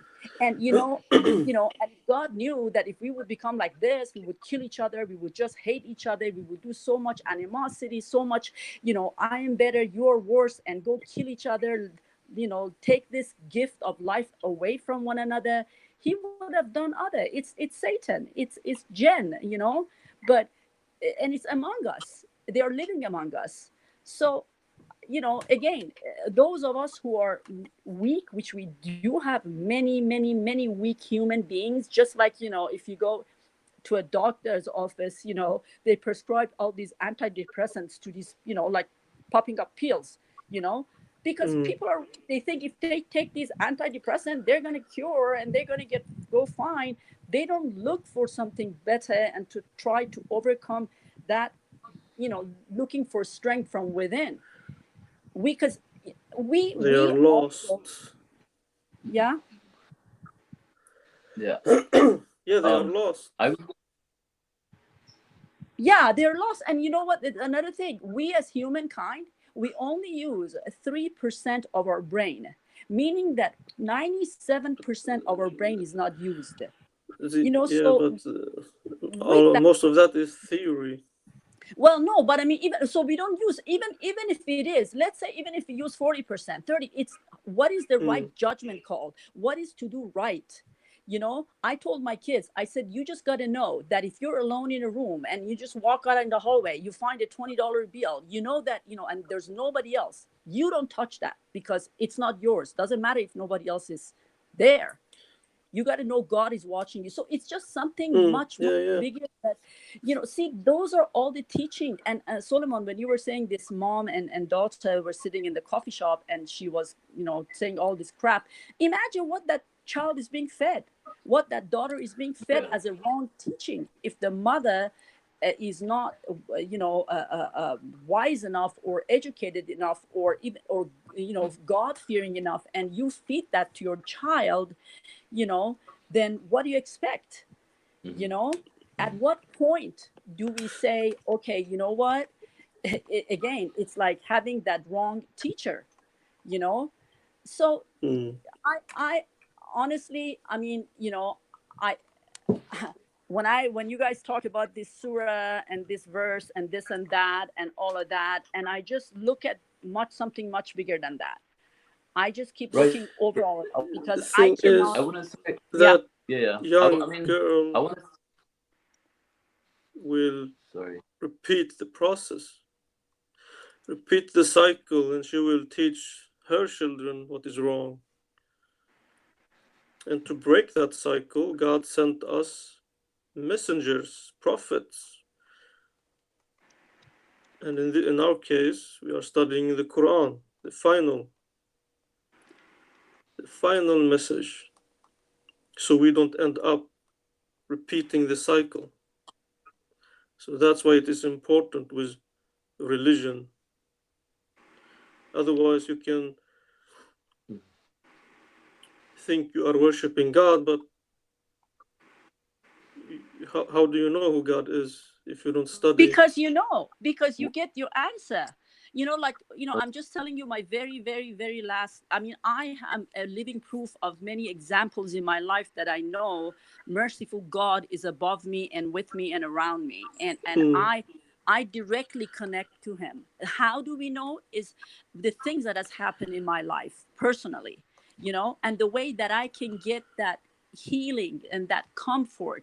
And some people say, no, that's not God, it's you. No, I ask him whatever that is, if it's a source, if it's light, if it's something, I don't know, ginormous, whatever that is, whatever. Can I add something to what you're saying? Sure. Yeah, so I wanted one of the reasons why I was actually emphasizing on maybe going to the introduction one of the previous studies is I think it kind of will give you a background sort of where we stand when we talk about religions. And it's not like your typical, quote unquote Muslims have put religion in a box, but it's really not like that. And so I'm going to read part of it, and God willing, I'll encourage you to, read it at your own time if you want to learn more about that. But I'm going to go through it. It's under the introduction. It says, in the name of God, most gracious, most merciful. This is God's final message to humanity. Have come to this world, and all the scriptures have been delivered. The time has come to purify and consolidate all the messages delivered by God's prophets into one message, and to proclaim that henceforth there is only one religion to God. Now, I don't want you to get hung over by the word religion, but just kind of want to give you a sense of what religion is. So it says, the time has come to purify and consolidate all the message delivered by God's prophets into one message, and to proclaim that henceforth there is only one religion acceptable to God. Quote unquote submission. See 319 and 85. Now, quote unquote submission, it says, is a religion whereby we recognize God's absolute authority and reach an unshakable conviction that God alone possesses all power, other entity possesses any power that is independent of him. The natural result of such a realization is to devote our lives and our worship absolutely. This is the first commandment in all the scriptures, including the Old Testament, the New Testament, and this final testament. And then it refers to verses from Deuteronomy and Luke and the Quran. So, hear, O Israel, the Lord our God is one God. Therefore, you shall adore the Lord your God with all your heart, with all your soul, with all your mind, and with all your strength. And we read a similar verse to then.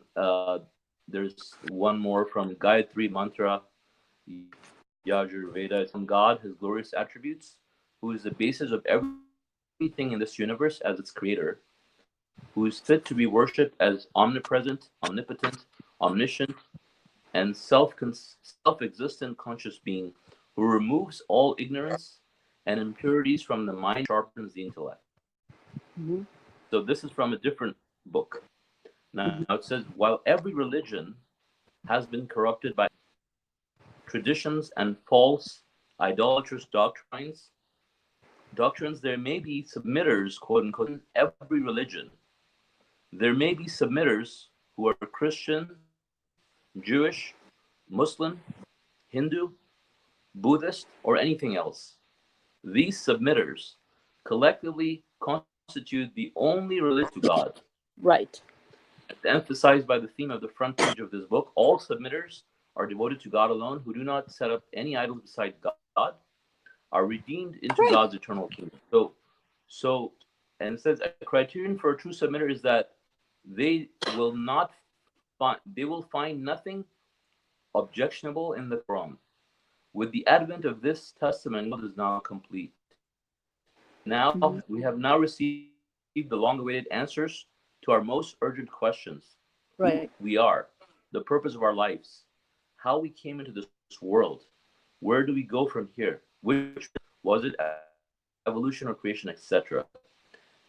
And then it talks about, and you can get more into detail, but basically, I mean, the gist of it is that, we are not saying that if you call yourself a Muslim or if you call yourself a Buddhist or whatever, you're saved. No, we're saying the same thing, I think, in a different way. Is we're saying that when we say that it doesn't matter what you call yourself, it's really your actions, where you're gonna go. It's really true because your action is not only like giving to charity and being honest and kind. Obviously, all that goes without saying. We all have to do that, but actions is whether you're gonna worship God, whether you're gonna listen to Him, and things like that. So it doesn't matter what people call themselves. People can call themselves people do call themselves the most righteous believers they think they are, but really it's really their actions and their thoughts that decide where they might end up or what kind of soul they're going to be. So yeah, I just wanted to clear that. Right. No, thank you for that. I mean, I call that universal religion. I mean, to be, submitter, because Yeah, honestly, one religion, universal yeah, religion. Yeah. and from when I was, young, I never wanted to tell others or show others. It was something from within. I sensed it, I felt it, I did it. That's how, it's like that little mice in that maze. I went to the right, I got rewarded, so I kept on going to the right. And that's how, and I know, and I because I felt it, I know that it's a good feeling, and I have a clear conscience, and it feels good. You don't have that. I think people who are raw and who are lost, they are angry, they are I call them raw, because they're not ripened to realize the essence and the immensity of what and how God makes us feel and what it is. So I think if we connect to it at a personal level, and if we know, I mean, I know from my own self, for my own self, that he has guided me and he's my savior. And I dictated that to my kids. And, my brother married a Christian, and he never followed anything. So he just says, oh, yeah, Jesus, Jesus, Jesus. So, to me, I say there's no mediator between my God and I. I don't think Muhammad or Moses or Jesus or da da da da da. I believe I go above that, to God, Hmm. to God. And I Yeah. think we get rewarded and it's a good feeling, when you do some good deeds to the poor, when you give, when you help out, it comes back to you tenfolds. So that's how you know that you're getting rewarded. And if you do something wrong, which in my life I have done in my younger years, I got punished for it, and that's it. I said, oh, I got to be careful. And that's how it Hmm. even led me to the right way. So again, it goes back to each individual as humankind. Our essence, our roots are weak. We have a lot of impurity amongst us. Now let it be Satan, or let it be people who are not seeking or who are not following the right path. But I think, again, it's like having these uh, classrooms to guide people to the right way. But unfortunately, under the name of religion, there has been the worst crimes in the history has had happened in thousands and thousands of years ago, and still happens. That's why I don't believe if people go to masjid, they are a true believer of God. I don't believe that, because I know there are mullahs, ayatollahs. They go pray, they go stand up and down, and they are child molesters, they are abusers, they are liars, they are thieves. So I don't think that that is or a must to be a good Muslim. You know, because people unfortunately live for other people. you know People unfortunately do it so others can say, oh, I saw so and so at the mosque or at the church. And but then they commit the worst things. So where do they believe? What do they where is their you know where is their the guideline? So Right. this is why I think again, it's something that has to go to the root of each person so deep. And see no evil, do no evil, hear no evil. The Zoroastrians, that's what I follow that. you know Hmm. and if we do that, if we go by that, then we are good, and we can help people in need, and we can be a good humankind. And we believe that we are passing through, and we are not, we are just I don't know why somebody's here for 2 hours on this earth, why 20 years, why 80 years, but it goes fast, doesn't matter. you know my mom has passed 24 years now. I think, what, 24 years already? It seems like a year. you know and life passes us so fast, and we are so hung up on this earthy life, that we think this is forever. It's not. We are just going through it, and it goes much faster than we can even digest it. But I just hope that Right. everybody Well, can, yeah. Yeah, when you said that, Masha Allah, God is, you connect directly to God.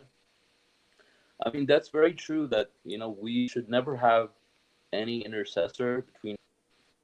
And so all these people who are trying to go through whatever Imam or, Muhammad or Jesus, obviously they're not going to make it. They're just literally Satan. And we know from the Quran that idol worship is a.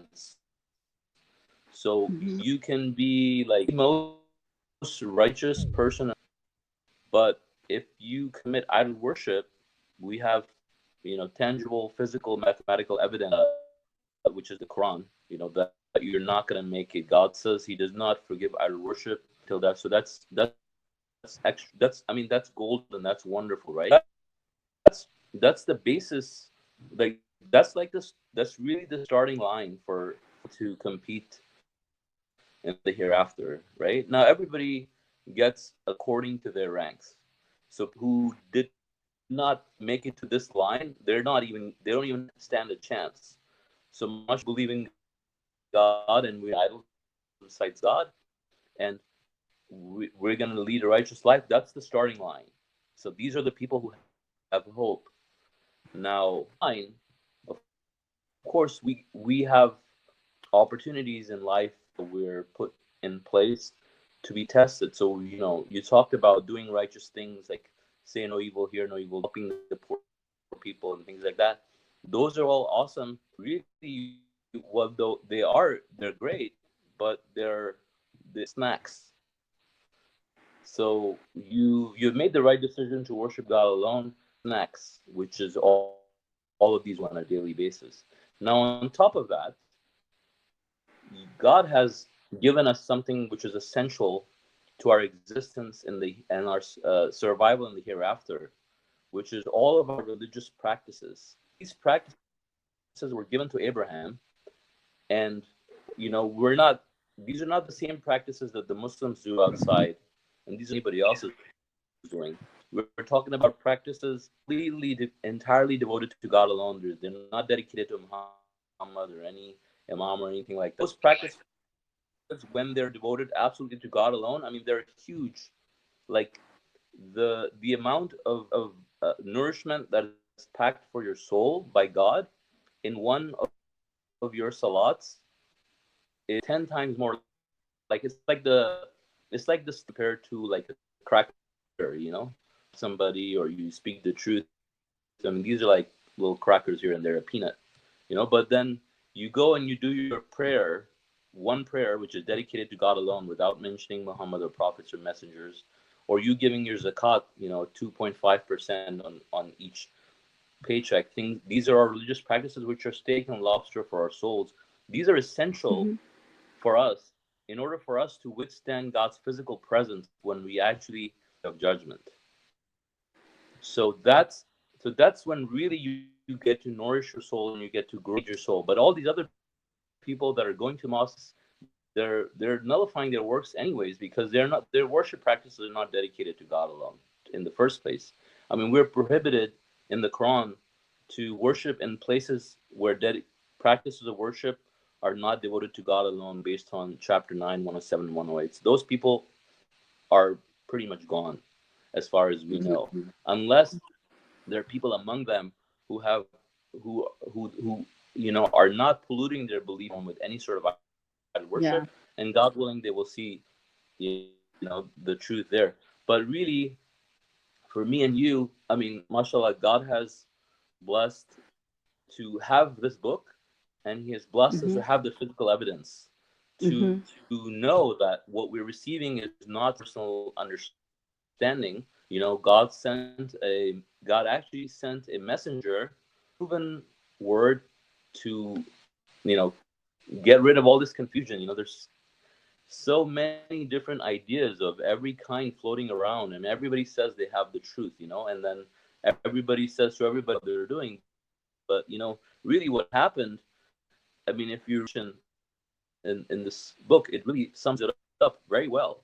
It says all religions of the world, Christianity, Islam, Hinduism, Buddhism, and others have been severely corrupted through innovations, traditions, and idolizations of humans such as prophets and saints. So all these people that are, outside doing all this other stuff, I mean, they're not being guided because qualities about them that God knows. There a lot of them are just hypocrites. There are people among them that are showing off for whatever reason, and they're not truly believing in the hereafter. They don't deserve to be guided. But at the same time, there are people on this planet that God knows. People among people like you and me and other people, God willing, who have the potential to make it, and God knows that these are righteous souls that deserve to be saved.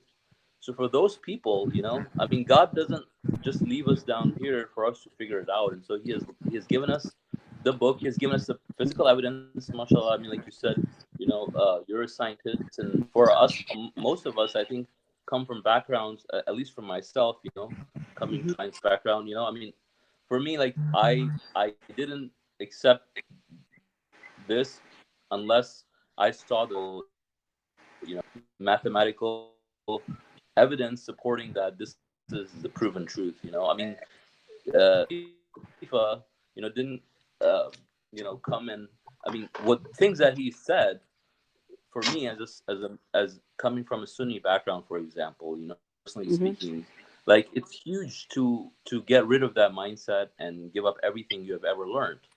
I mean, for a lot of people, it's probably was easier, but for me, like, I think when I got introduced to the message, and so like I hadn't really formed like a solid understanding about what was right and what was wrong, and so like I repeated what I heard about Islam, and I thought that's what it was until I started reading the Quran, and then slowly like I started seeing that the Islam that I'm reading about in the Quran is like not very exactly the same as like Islam these people are talking about. And then I read about all this stuff, all this information that's coming from this mikvah, and like it was a lot. I mean, it's huge, and so it was very for me to accept anything that he was saying because it was radical. And but the fact that I witnessed the mathematical miracle that in this book, really, it's the only truth when it confirms, that this is superhuman mathematical composition. That, I mean, the Quran was revealed 100 years ago, but we never had any evidence, like any mathematical coding of this magnitude. Quran. I mean, Muhammad had no clue about it. For 14 centuries, nobody was authorized by God to understand anything as awesome as the Quran's mathematics. I mean, people look at like earth shaking, well, that's the scientific miracle, but really, when you study the mathematical code, it blows your mind. And so we have that evidence, we have that proof. Like, if you were really trying to have everything and like separate your thoughts and separate my opinions and figure out really where the truth lies. I mean, yes, we can. There's certain things that we know, like you have natural instinct that we should worship God alone and things like that. But beyond that, like, we're really like you ask people and who claim to have authority on religion, and you see the amount of variation that exists between their ideas. They're all over the place, right? They don't know what they're talking about. So God wouldn't leave us just like wandering with all these thoughts. He doesn't want us to be confused.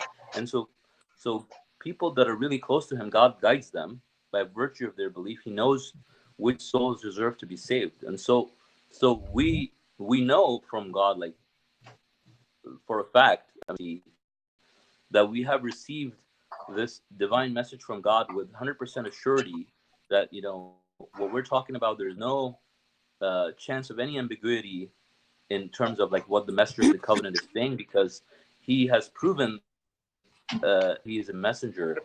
And so when once we realize that, then it's really a no-brainer. Like all you have is just do what is being said in the sense that it's very and it's very simple too. You just worship God alone. You do your practices of worship, and that's it. There's nothing else. I mean, God will continue to grow our souls, and really, He eliminated all the guesswork that goes into it, and then on top of it, God shows to us, all His proofs through every day, like even more than from before when we become submitters. Yes, God is gonna be still with us, and Right. He's guiding us to the. But it won't stop here. Now that you have received the message in its proper form, you're gonna fly through it. If you follow through with Right. what God I get has you. given you. I get you. Masha Allah. No, Masha those Allah. are all definitely. Yeah. I don't want to cut us short. I have to walk Toby. He's just going crazy. Usually I walk him around 7. But Assalamu Alaikum, Okay. everyone. Thank you, and we shall All right. continue. Thank you so much for Good joining. night. Okay. Bye bye. All right. Assalamu Thank you. Alaikum. God bless. Bye bye. Alaikum. Solomon, can I say something? No. Sure. Do you want me to stop the broadcast before you say it, or? No, What no, were you no. I gonna want to say? say something to the broadcast. There is something I want to say to the broadcast that we're doing. We're reading the Quran, and this is Islam, and we're studying the Word of God, and that's what's important. Every time we come up with something, it has to be from Quran. We cannot come up with stuff that's not Quranic.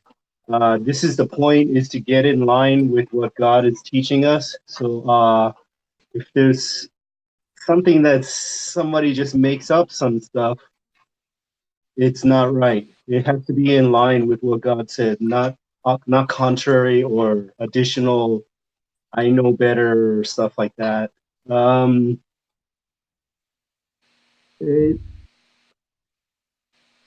It's kind of really hard to say this, but I guess that's kind of what I'm saying. What were you saying, Jesus? Yeah, personal opinions. I know better kind of stuff. Nobody's born a Muslim, by the way. That's you will not find that in the Quran. That's Yeah, only that's traditionalist. You have to decide to be a submitter. You might be born to a cult that claims that people are born Muslims, but that's a lie that's been handed down, and we don't adhere to that anymore.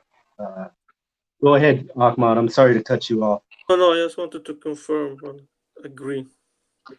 And some of the argument, it seems like what I forgot her name, but she has a disagreement with something we said. That's the general feeling I get, but I don't know what is the disagreement, because it seems to be, I don't know. It's not straightforward. What is it? What is wrong that was what was said among us? Straightforward. What is? I don't think. No. I don't think there's anything wrong in that sense. I think that No, not when you. I'm asking her. What is her disagreement? Because that's the feeling I she's get. not. She's. I don't think she's here anymore. But what I was gonna say was that no, she wasn't disagreeing. I think she was maybe disagreeing maybe in the beginning, probably. No, well, her But it was tone more was like her tone was basically a disapproval of something. Finish. Yeah. No. Let me finish. She knows better. No. I'll explain to you. So I think when. Why are you defending her? Okay. All right, dude. You're gonna keep talking. No, Enjoy it. Edward, I'm just trying to finish my comment. So I didn't understand it the same way as you did, in the sense that what I sensed was initially seemed like a disagreement, was not really a disagreement, because what I read pretty much from the Quran, pretty much what was being said about religion, because I think what she said was about the religion, that you don't say that you're saved because you call yourself a Muslim or whatever, and the other people are going to hell, and that we have to look at the big picture. And so I kind of confirmed that what we believe based on the Quran is exactly, she obviously what she was saying is based on what we hear, in the real, in the outside world from all these so-called submitters or so-called Muslims who say they have the truth and you'll be saved, or people. And she gave the example of her brother who thinks Jesus is the savior, and she said she doesn't believe that, and she believes that if you lead a righteous life and your actions dictates who you really are, it doesn't matter. And I was basically simply saying yes, actually the Quran does confirm it, but on top of that we have physics, and we know that if now that you have reached this point, it is great, but we have the worship practice on top of that we need to fulfill in order to grow our souls. That's all. Can I say something? I understood what she was talking about. I understood when she was talking about her children. She didn't use the word, but she was talking actually about the creed from God and not religion, because the creed from God is monotheism. We're told to follow the creed of Abraham, which is monotheism, and no partners with him. And so this is what I understood. So when you think of the other religions, when you think of Judaism and Christianity, you'll see that God didn't use those terms, or even Old Testament didn't use those terms, because those are terms that Abraham, Abraham was never that, and neither, Moses didn't preach it, Jesus didn't preach it. These are coming from the names, Judaism is coming from, men, Judah, and Christianity is coming from Jesus. And basically, the only religion that God decreed for us is the submission to him, submission to God. And I understood what she was saying, even though she didn't say it quite in that way, that she was saying that, that permeates the man-made institutions, because it's only one thing that God asks of us. It's only one thing that God preaches, follow the creed of Abraham, submission to God alone. And that is for everyone, and if it's changed, that is the man-made change. That's not what God preached. I understood what she was saying about that.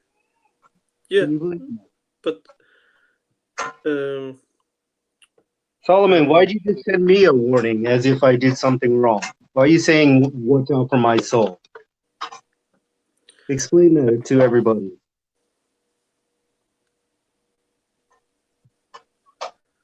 Did he say that? I didn't hear that. He just sent it in a private text. Like I'm the one who's gonna go to hell, something my soul, because somebody's being invited. Edward, and you sent me a private message and I responded to you privately. So why are you sending me message? Hold on. Can you guys hear me? No. Something my soul, yeah, Edward, but there's a you lot of sent me a feedback. private message, Tell right? everybody what I did that I need to be warned about my soul. To you privately. Edward, can you hear me? So, you guys hear me? First, hold on, please. Yeah, I'm gonna hang up. What?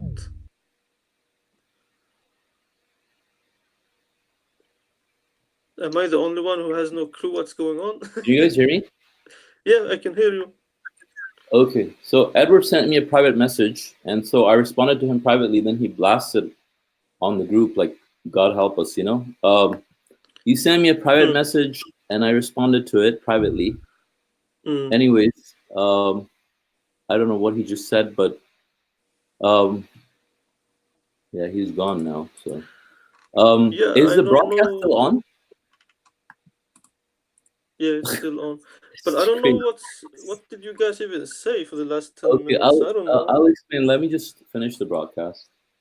Yeah. So for those of us who joined us, God willing, we will be back again on Saturday.